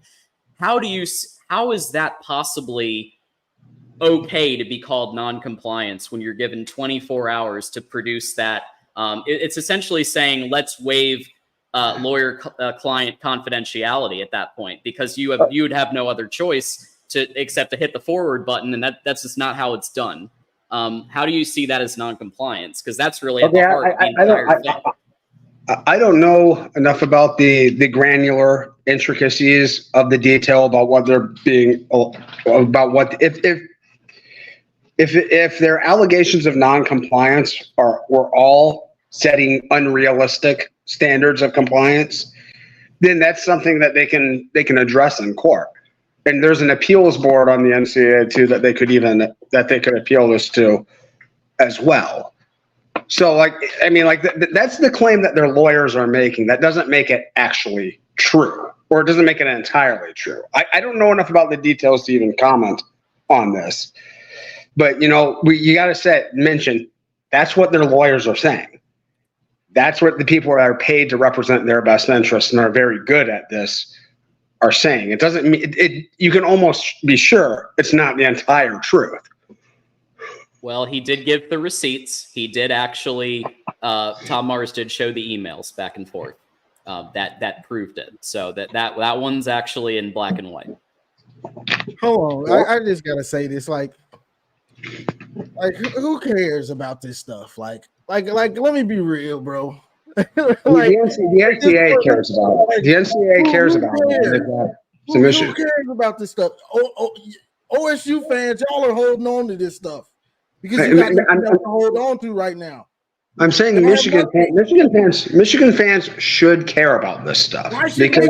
We're the champs. Why should the champs care about that? Because the future of your program is greatly impacted by what the NCAA. And now we're the champs. And now all y'all want to talk about is this scallion stuff. No matter it's the burger, whether you see it's a small allegation, no matter what you see. I've been on here the past couple of weeks. I haven't talked about this at all. I just wanted to mention my point. I think Michigan fans are probably going to be a little surprised, disappointed, and aggrieved when the sanctions finally drop. I think they're going to be more significant than what you actually believe. And a lot of the Michigan fans, I mean, it's a little disappointing. They're running. Some of you are running like state propaganda on this, and you're just buying everything that your media is telling you. You're buying everything that the school is telling you. You're just buying it hook, line, and sinker. Nothing's going to happen to us. We only have 12 level 1 violations. What are they ever going to do to us? And I'm not here to make past judgment or say on whether it's right or whether it's wrong. I'm just saying I think it's foolish if you think you're going to get away with just absolutely nothing here, or the penalties are going to be. We all know that Michigan's going to get hit with something, but the same stuff that you just said, we throw it right back at you because OSU fans watch Buckeye Scoop and Michigan's gonna get the death penalty. Michigan's gonna get hammered. Watch this. And Some of those are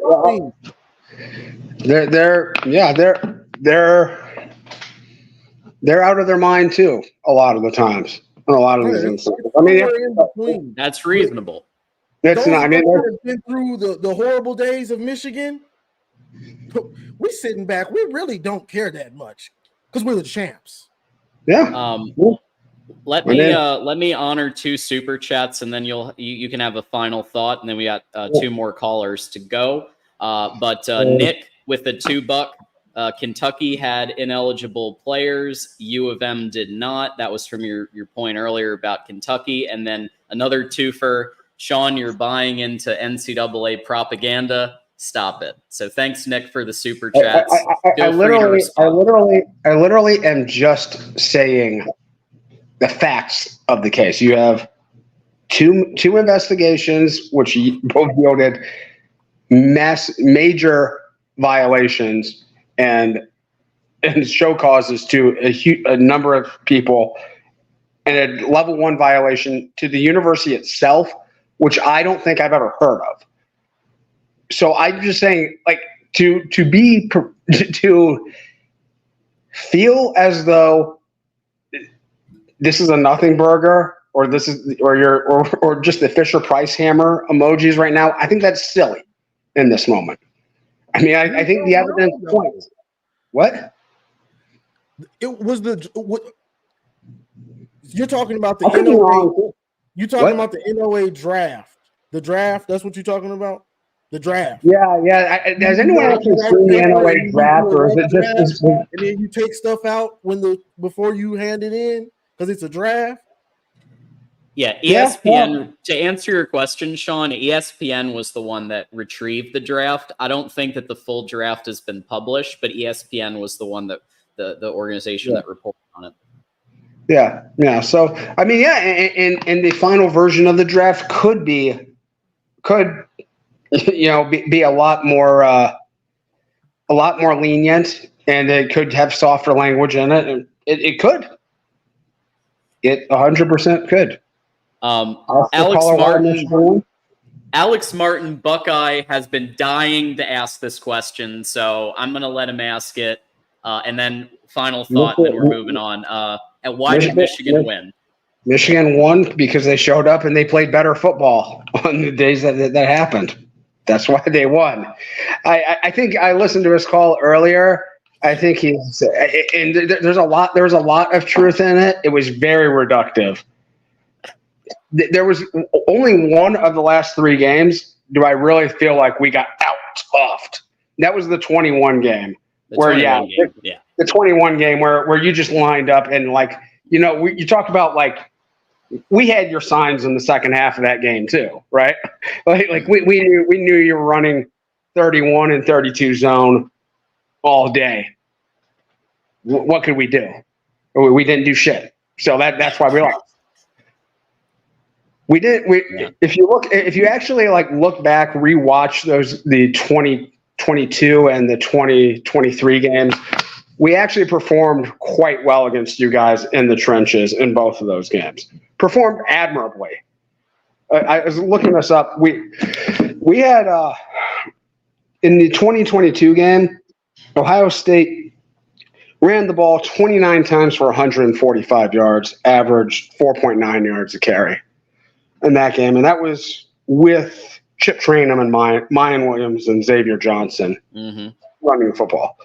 This past season, we averaged just over 4 yards a carry running against you. Michigan averaged the exact same against it. There are other reasons why. I mean, Michigan just showed up and they just showed up and played better football all around. Yeah.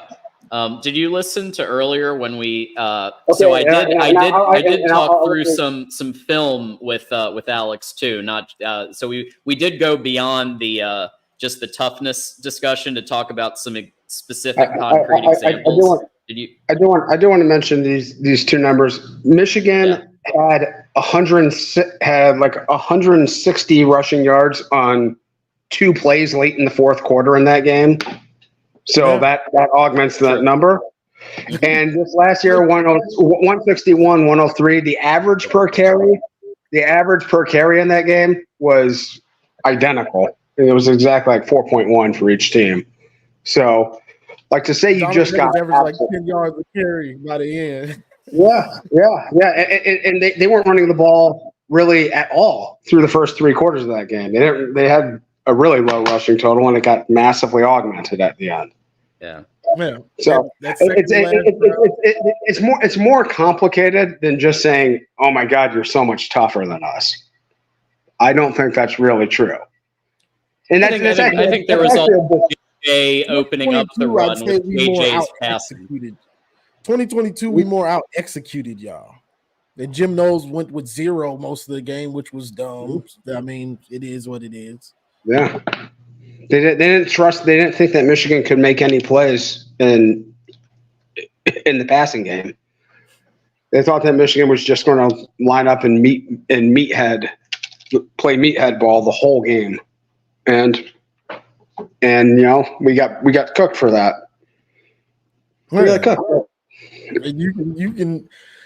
You can call it what you want. It just comes down to whether it was execution. There was execution. Players getting flustered. Ryan Day not going for it on 4th down. If it was gap integrity, like there's so many reasons I could say that y'all lost those games. Yeah, it's all of those things. It's very rarely. I mean, we love to boil things down to one reason in almost every game. We like to find one reason why everything happens, and very few things in the world work like that. No, Michigan. I give Michigan all the credit in the world. I give Jim Harbaugh all the credit in the world. He built a national power at Stanford. He built he took a team to, what was it? Was it 3 straight NFC championship games? Yeah, 3 or 4? Yeah, 3. Yeah. I mean, it was so.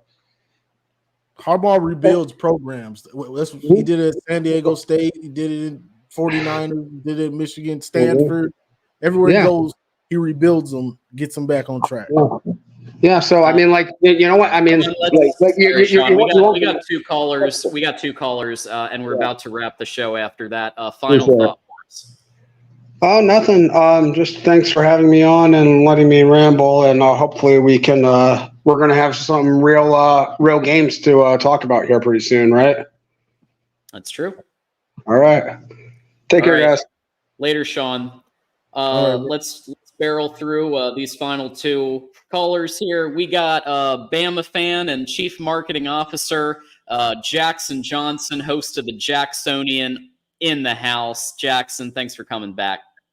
Oh, thank you. It's great to be back. How you gentlemen doing tonight? How you doing, Awesome. bro? Oh, it's nice meeting you, Johnny Olden. It is nice meeting you. I'll be honest, it's my first time I've heard of you, so that's pretty cool. There we go. But, yeah, hopefully we post. Thanks for posting the link to his channel too. I really appreciate that. Oh yeah, appreciate that. Oh, of course. I'm always gonna make sure tell everybody about who's doing what this week. It's always a good idea. But I'll be real quick. But my question is for Harbaugh. So he's got a show cause penalty, right? So if he wanted to do like a national title celebration with the team at Michigan Stadium, what's gonna happen? Like, would he like could he still do that or no? I mean, they've already done that, but he can't work for the school. Okay. Yeah, it's that show cause penalty doesn't really do anything because it's like Harbaugh did what he needed to do at Michigan. He did what he had to do at Ann Arbor, and he's like, okay, 2023 is the last dance. I'm gonna go back to trying to get a Super Bowl, which if Chargers can't get a Super Bowl with Harbaugh, they're not gonna get a Super Bowl with anybody. Let's be honest. That's true. That's true. If he can't rebuild it, nobody can. Yeah, I think honestly just means that in the next 4 years, if he were to come back to college, he would have to sit out an entire year. And so there's been some talk about Michigan hiring him for $1 a year. And I don't think that's actually going to happen. But to basically run out that 4 years, so just as a middle finger to the violations and penalties and stuff. Well, and I saw something earlier today on Ats, or as you call it, Twits. Blue by 90 was talking about how he was offering Buckeye Scoop and Darko State News $1,000 to each of their own charities to not tweet about Michigan until September 1st. Oh man! Apparently they weren't going to take it. It's like, no, no Michigan's power. like all they talk about. They'd have no show. What would they talk about? Their quarterback that was going to get benched at Kansas State? Are they going to talk about their right guard question marks? Are they going to talk about just in general that O-line getting mauled in multiple occasions? If you actually watch the film from last year, you watch the Michigan-Ohio State game, that right tackle was getting cooked.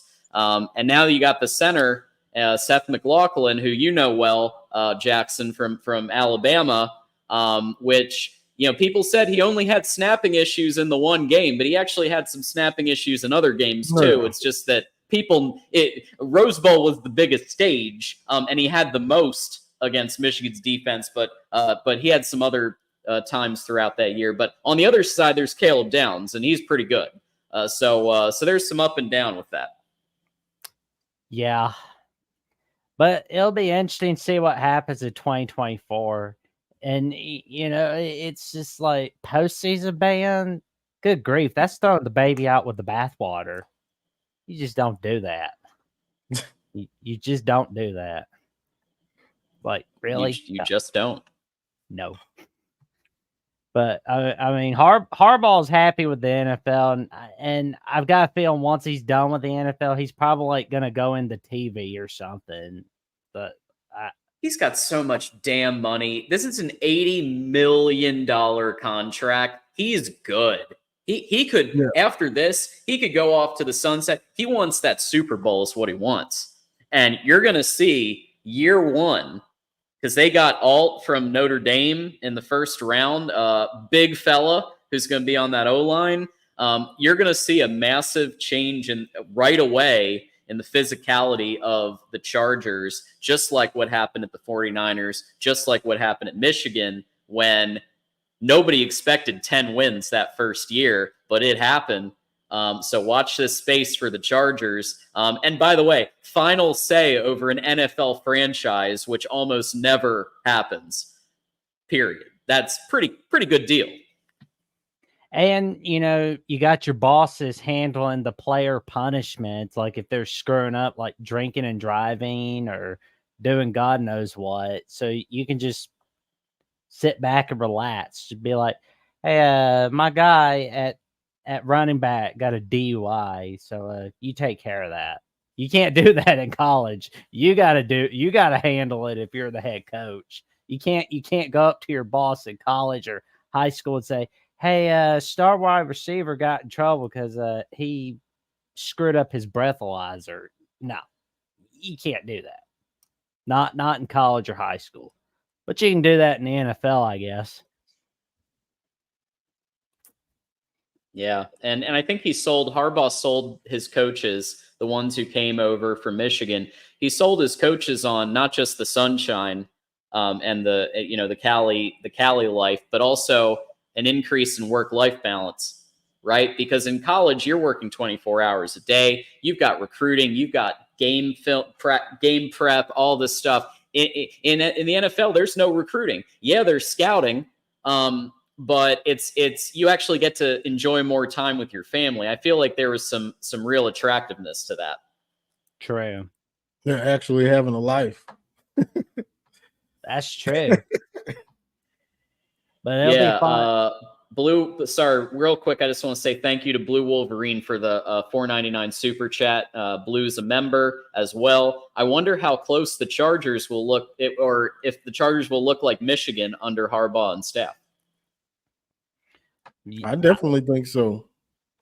Harbaugh builds his teams the same way everywhere he goes. builds Well, I the mean, the offensive fact line, strong running game, gets a good QB, maybe a mobile QB, but he's gonna ground and pound. The quarterback's a game manager, and they're gonna play strong defense. He does it everywhere. That's his. Well, That's his.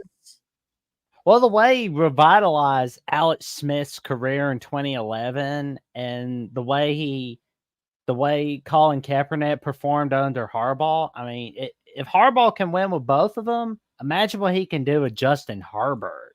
There's going to be Exactly. magic all over the place with Herbert and Exactly. Harbaugh. He's going to take excited. the pressure.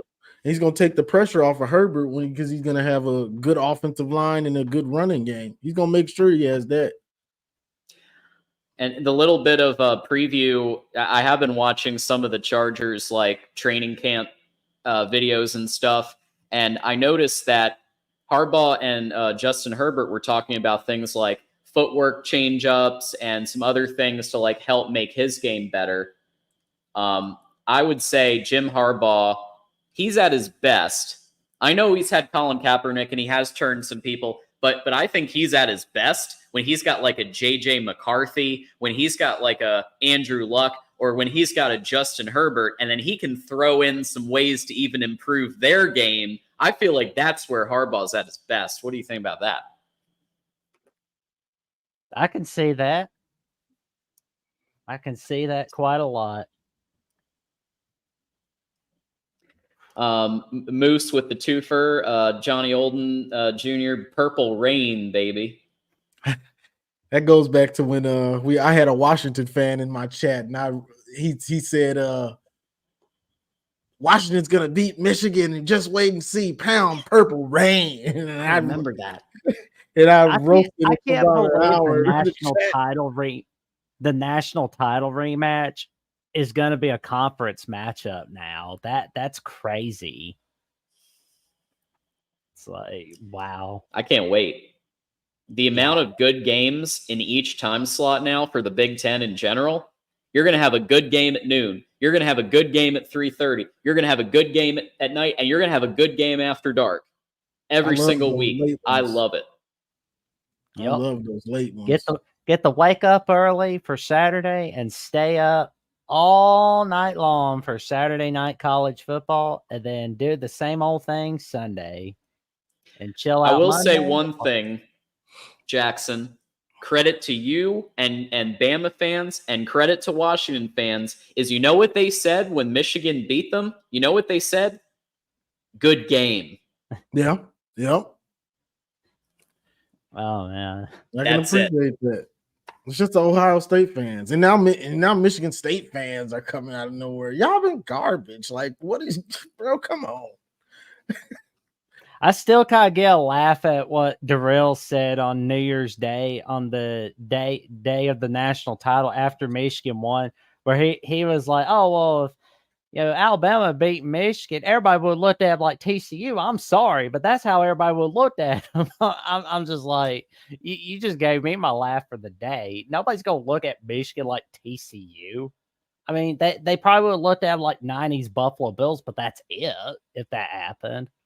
I mean, that's a better comparison, but no worries.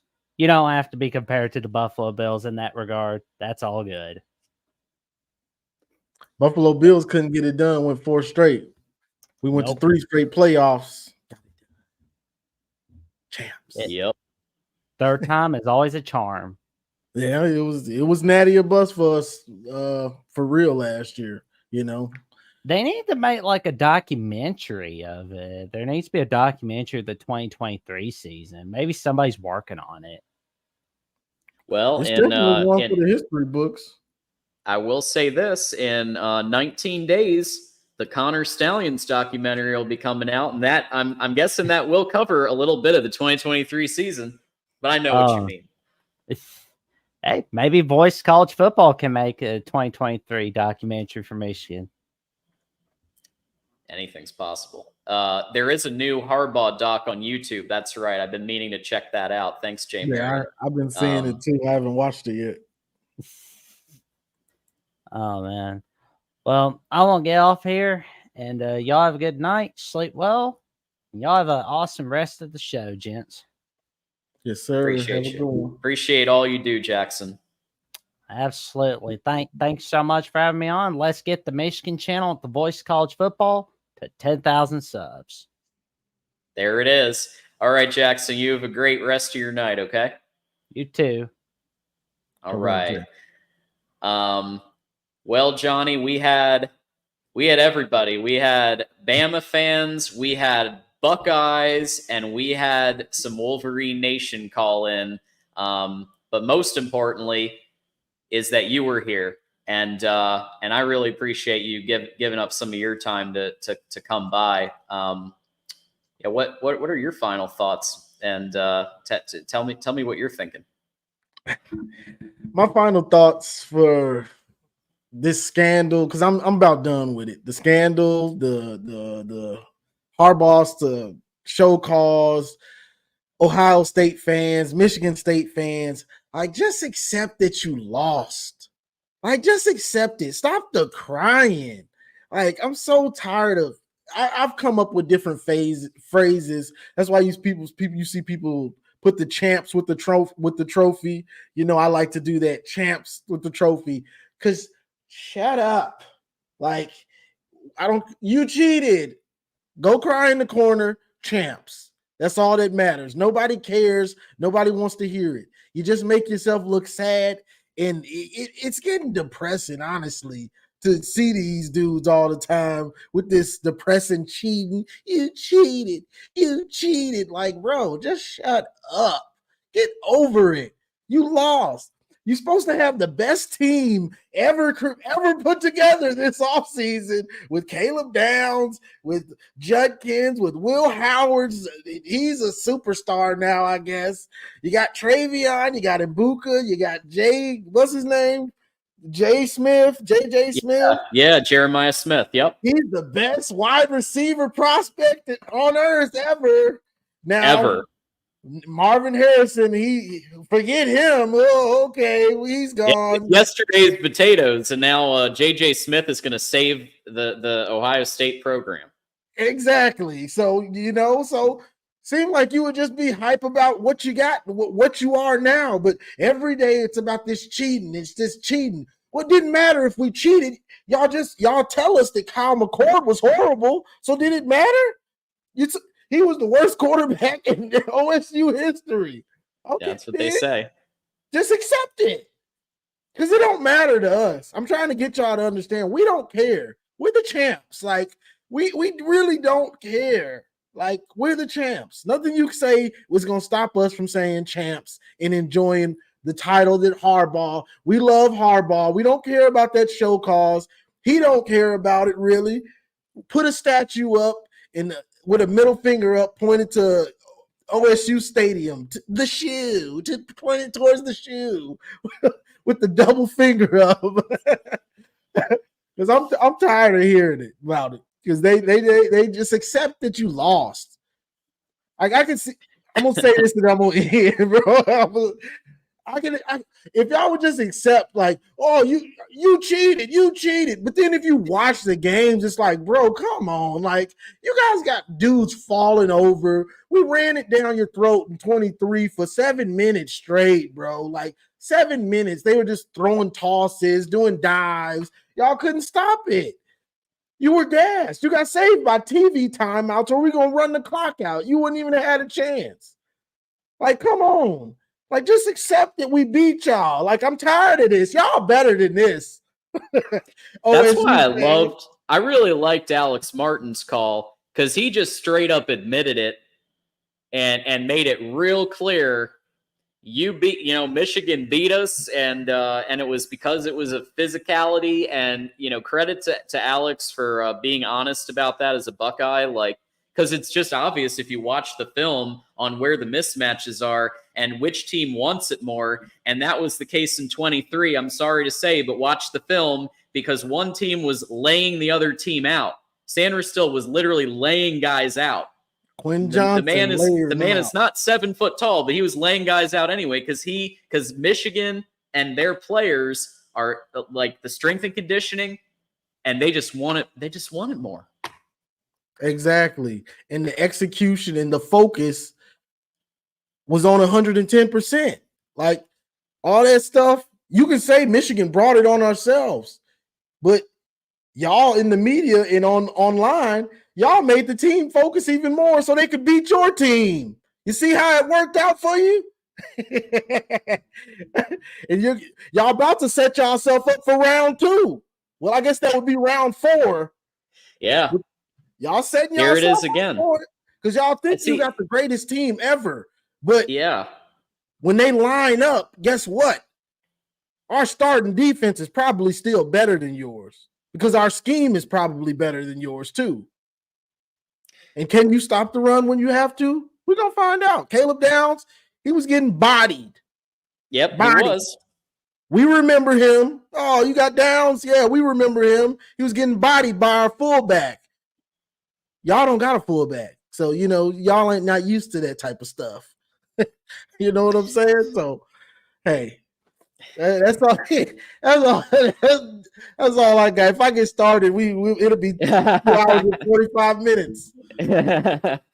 Well, look, I mean, I just want to encourage everybody, if they haven't already, please subscribe to Johnny Olden Jr.'s YouTube channel. We've posted the link a bunch of times. Go ahead and hit that subscribe button because if you liked what you heard tonight, he's doing this all day, every day on his channel. So Johnny, we really appreciate you coming by. No, I appreciate you having me, and I'll be looking forward to trying to get on here with TJ or maybe having him come on my channel. It don't matter. I love to do the collabs, honestly. Hey, I would love that because I enjoy when TJ's hosting and there's a guest and I could just kick back and chat and have a bourbon and just like enjoy it. So I'm down. You guys work it out. But we're really glad you came by. Yes, sir. I appreciate it. And everybody, if you're not subscribed and if you like, I give it real. So if Michigan's playing bad, I'm gonna let you know. If Ohio State is playing good or bad, I'm gonna cook them through most of the season until the last couple weeks, and then it gets serious because it's time to stop playing around. We got to get serious about the games coming up. But besides that, I'm doing good analysis and breakdowns with some humor in there about the game and the team. The team. Johnny, thanks for coming by, and go Blue. Yes, sir. Go Blue. All right. So with that said, we are wrapping. And yeah, we've got a lot more people, quite a few in the community watching Johnny Olden Jr.'s YouTube channel on a regular basis. And now hopefully, we appreciate him. Johnny was great. We did get to, it looks like 120. So that's going to wrap the show at this point. We do have one more with Detective Loki, another gifted membership. Detective Loki has been going hard on the paint, and he has been with Moose and others gifting these memberships. If you know me, so if you know me, I don't know if you're in the chat right now, but if you know me, congratulations on getting 30 free days of the Those Who Stay Will Be Champions tier of membership. And I'm going to put the YouTube member whole list here. So these guys are Leaders and Best tier at $2.99, where you get the emojis, and we just added a new one. So even at $2.99, you can access the Fisher-Price hammer. That's right, folks. Now we have, thanks to Moose and Loki and all these gifted memberships, we now have the Fisher-Price hammer as the new emoji. And we already had Crying Ryan Day, which was a member request. Now we've got the Fisher-Price hammer, and we'll keep adding them. If you keep gifting them, we'll keep adding more, and we'll keep taking requests too. And we have a monthly member hangout for the Those Who Stay Will Be Champions tier at $4.99, which is great. And at that tier, you also get priority responses from us, priority highlights. We try to highlight you on screen as much as I can. And so I'm putting the link here to join our membership program right here. At the $9.99 tier, that's the Connor Stallions Espionage tier. What does that mean? That means that you also get input into the shows. We'll be putting a special Connor Stallions post out. I'm going to do that this week. I'm going to remind myself right now to do that, and we're going to be doing a special kind of call for content for Connor Stallions members. So that means Connor Stallions members have input into the show, which is huge, and Connor Stallions members, we can follow each other.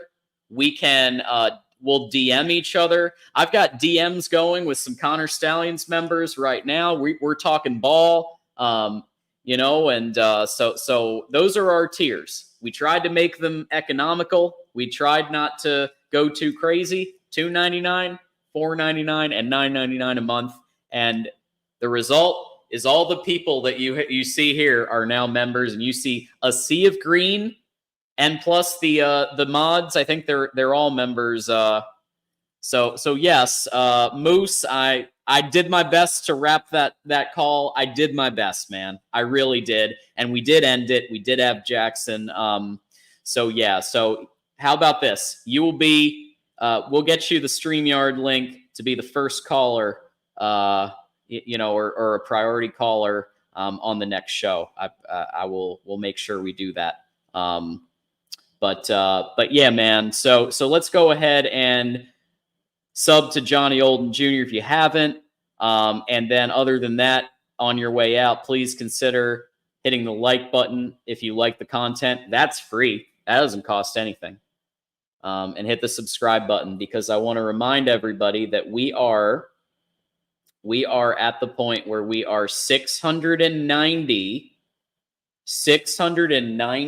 subscribers away from actually overtaking Third Base Ryan Day and the voice of college football, Ohio State channel. 690 subscribers away. So get everybody to subscribe. Get everybody, because we can't let that stand. Michigan's beating Ohio State on the field the last 3 years. Michigan should be beating Ohio State, the voice of college football, as well.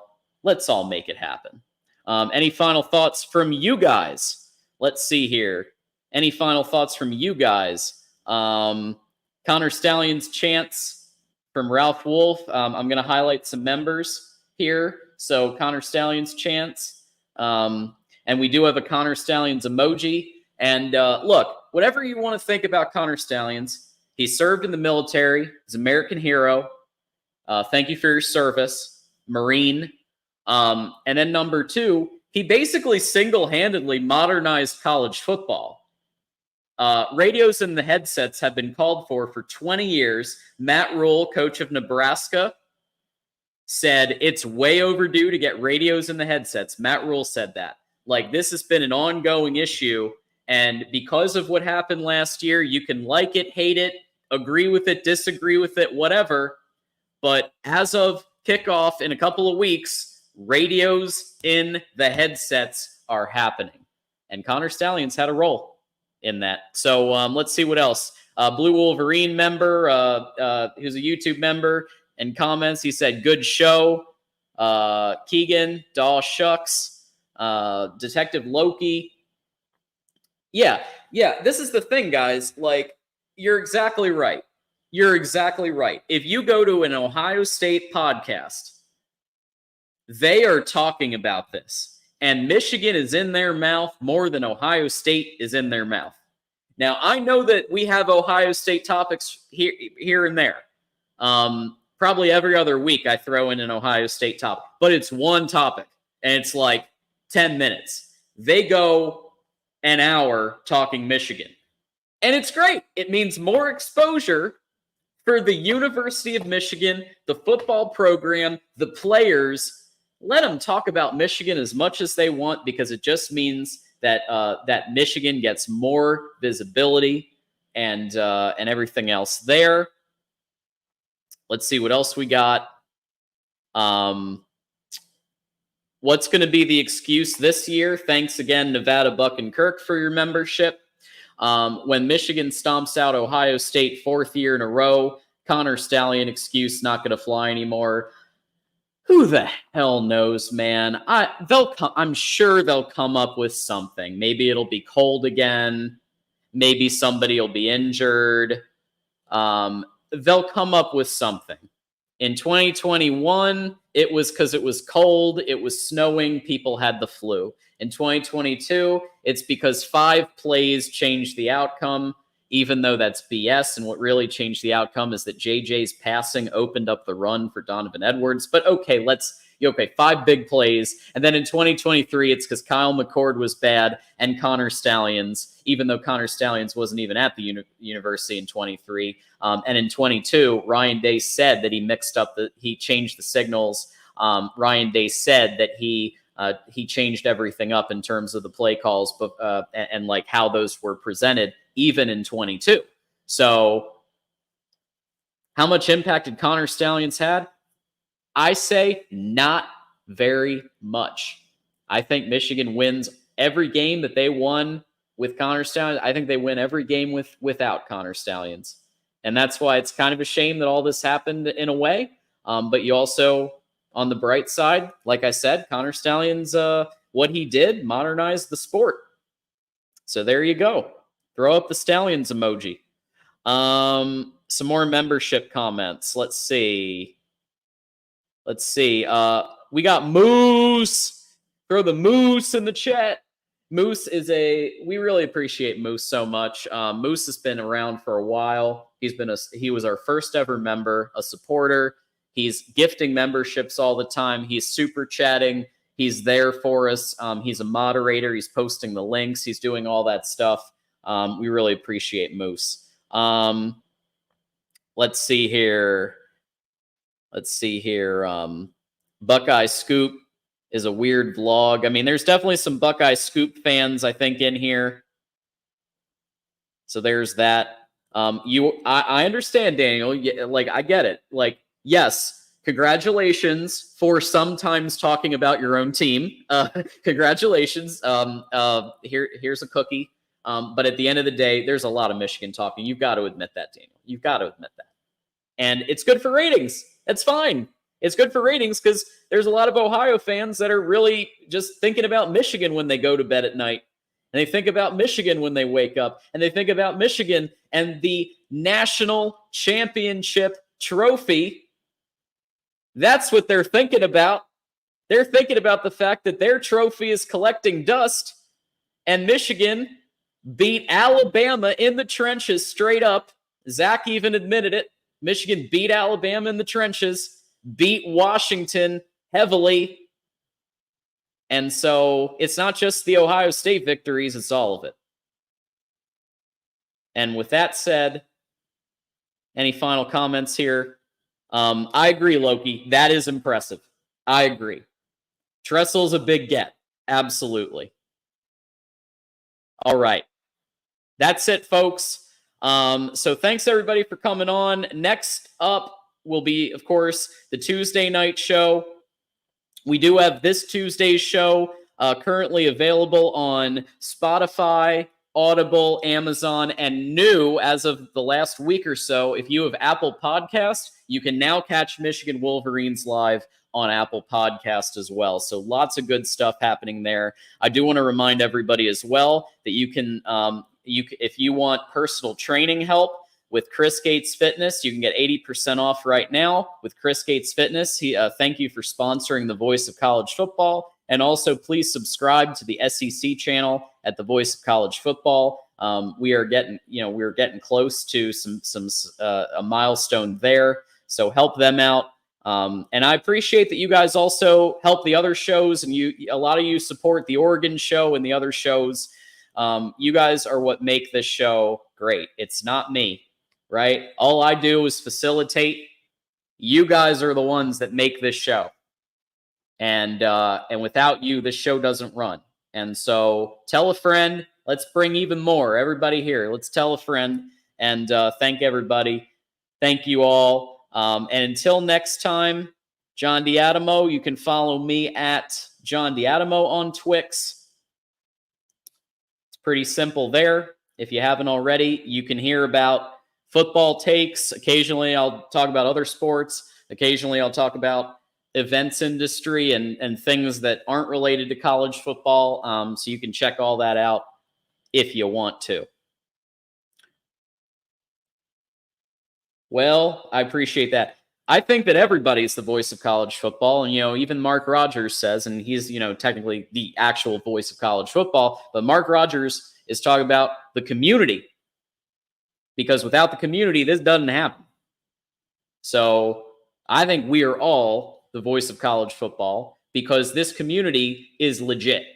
You go to other YouTube channels, you go to other things, and they're just ripping each other. They're just personally attacking each other. We cut that out years ago. We cut that out thanks to our mods and thanks to the guidelines we put up there. So now we talk issues. We actually debate substance, and we don't call each other names. And that's how we roll. And it works. And we actually have like a legit community that's there for each other. So we appreciate that. And Loki, that's very kind. I'm excited for TJ to be back next Thursday, though, for this show. So I can kick back, like I said, have a bourbon, and just enjoy TJ. TJ's hosting the show next week. So yeah, TJ will be back. He's coming back. He was out this week, but he will be back. So stay tuned for that. And that's it. Until next time, this is John Diadamo saying, "Go Blue," and see you around.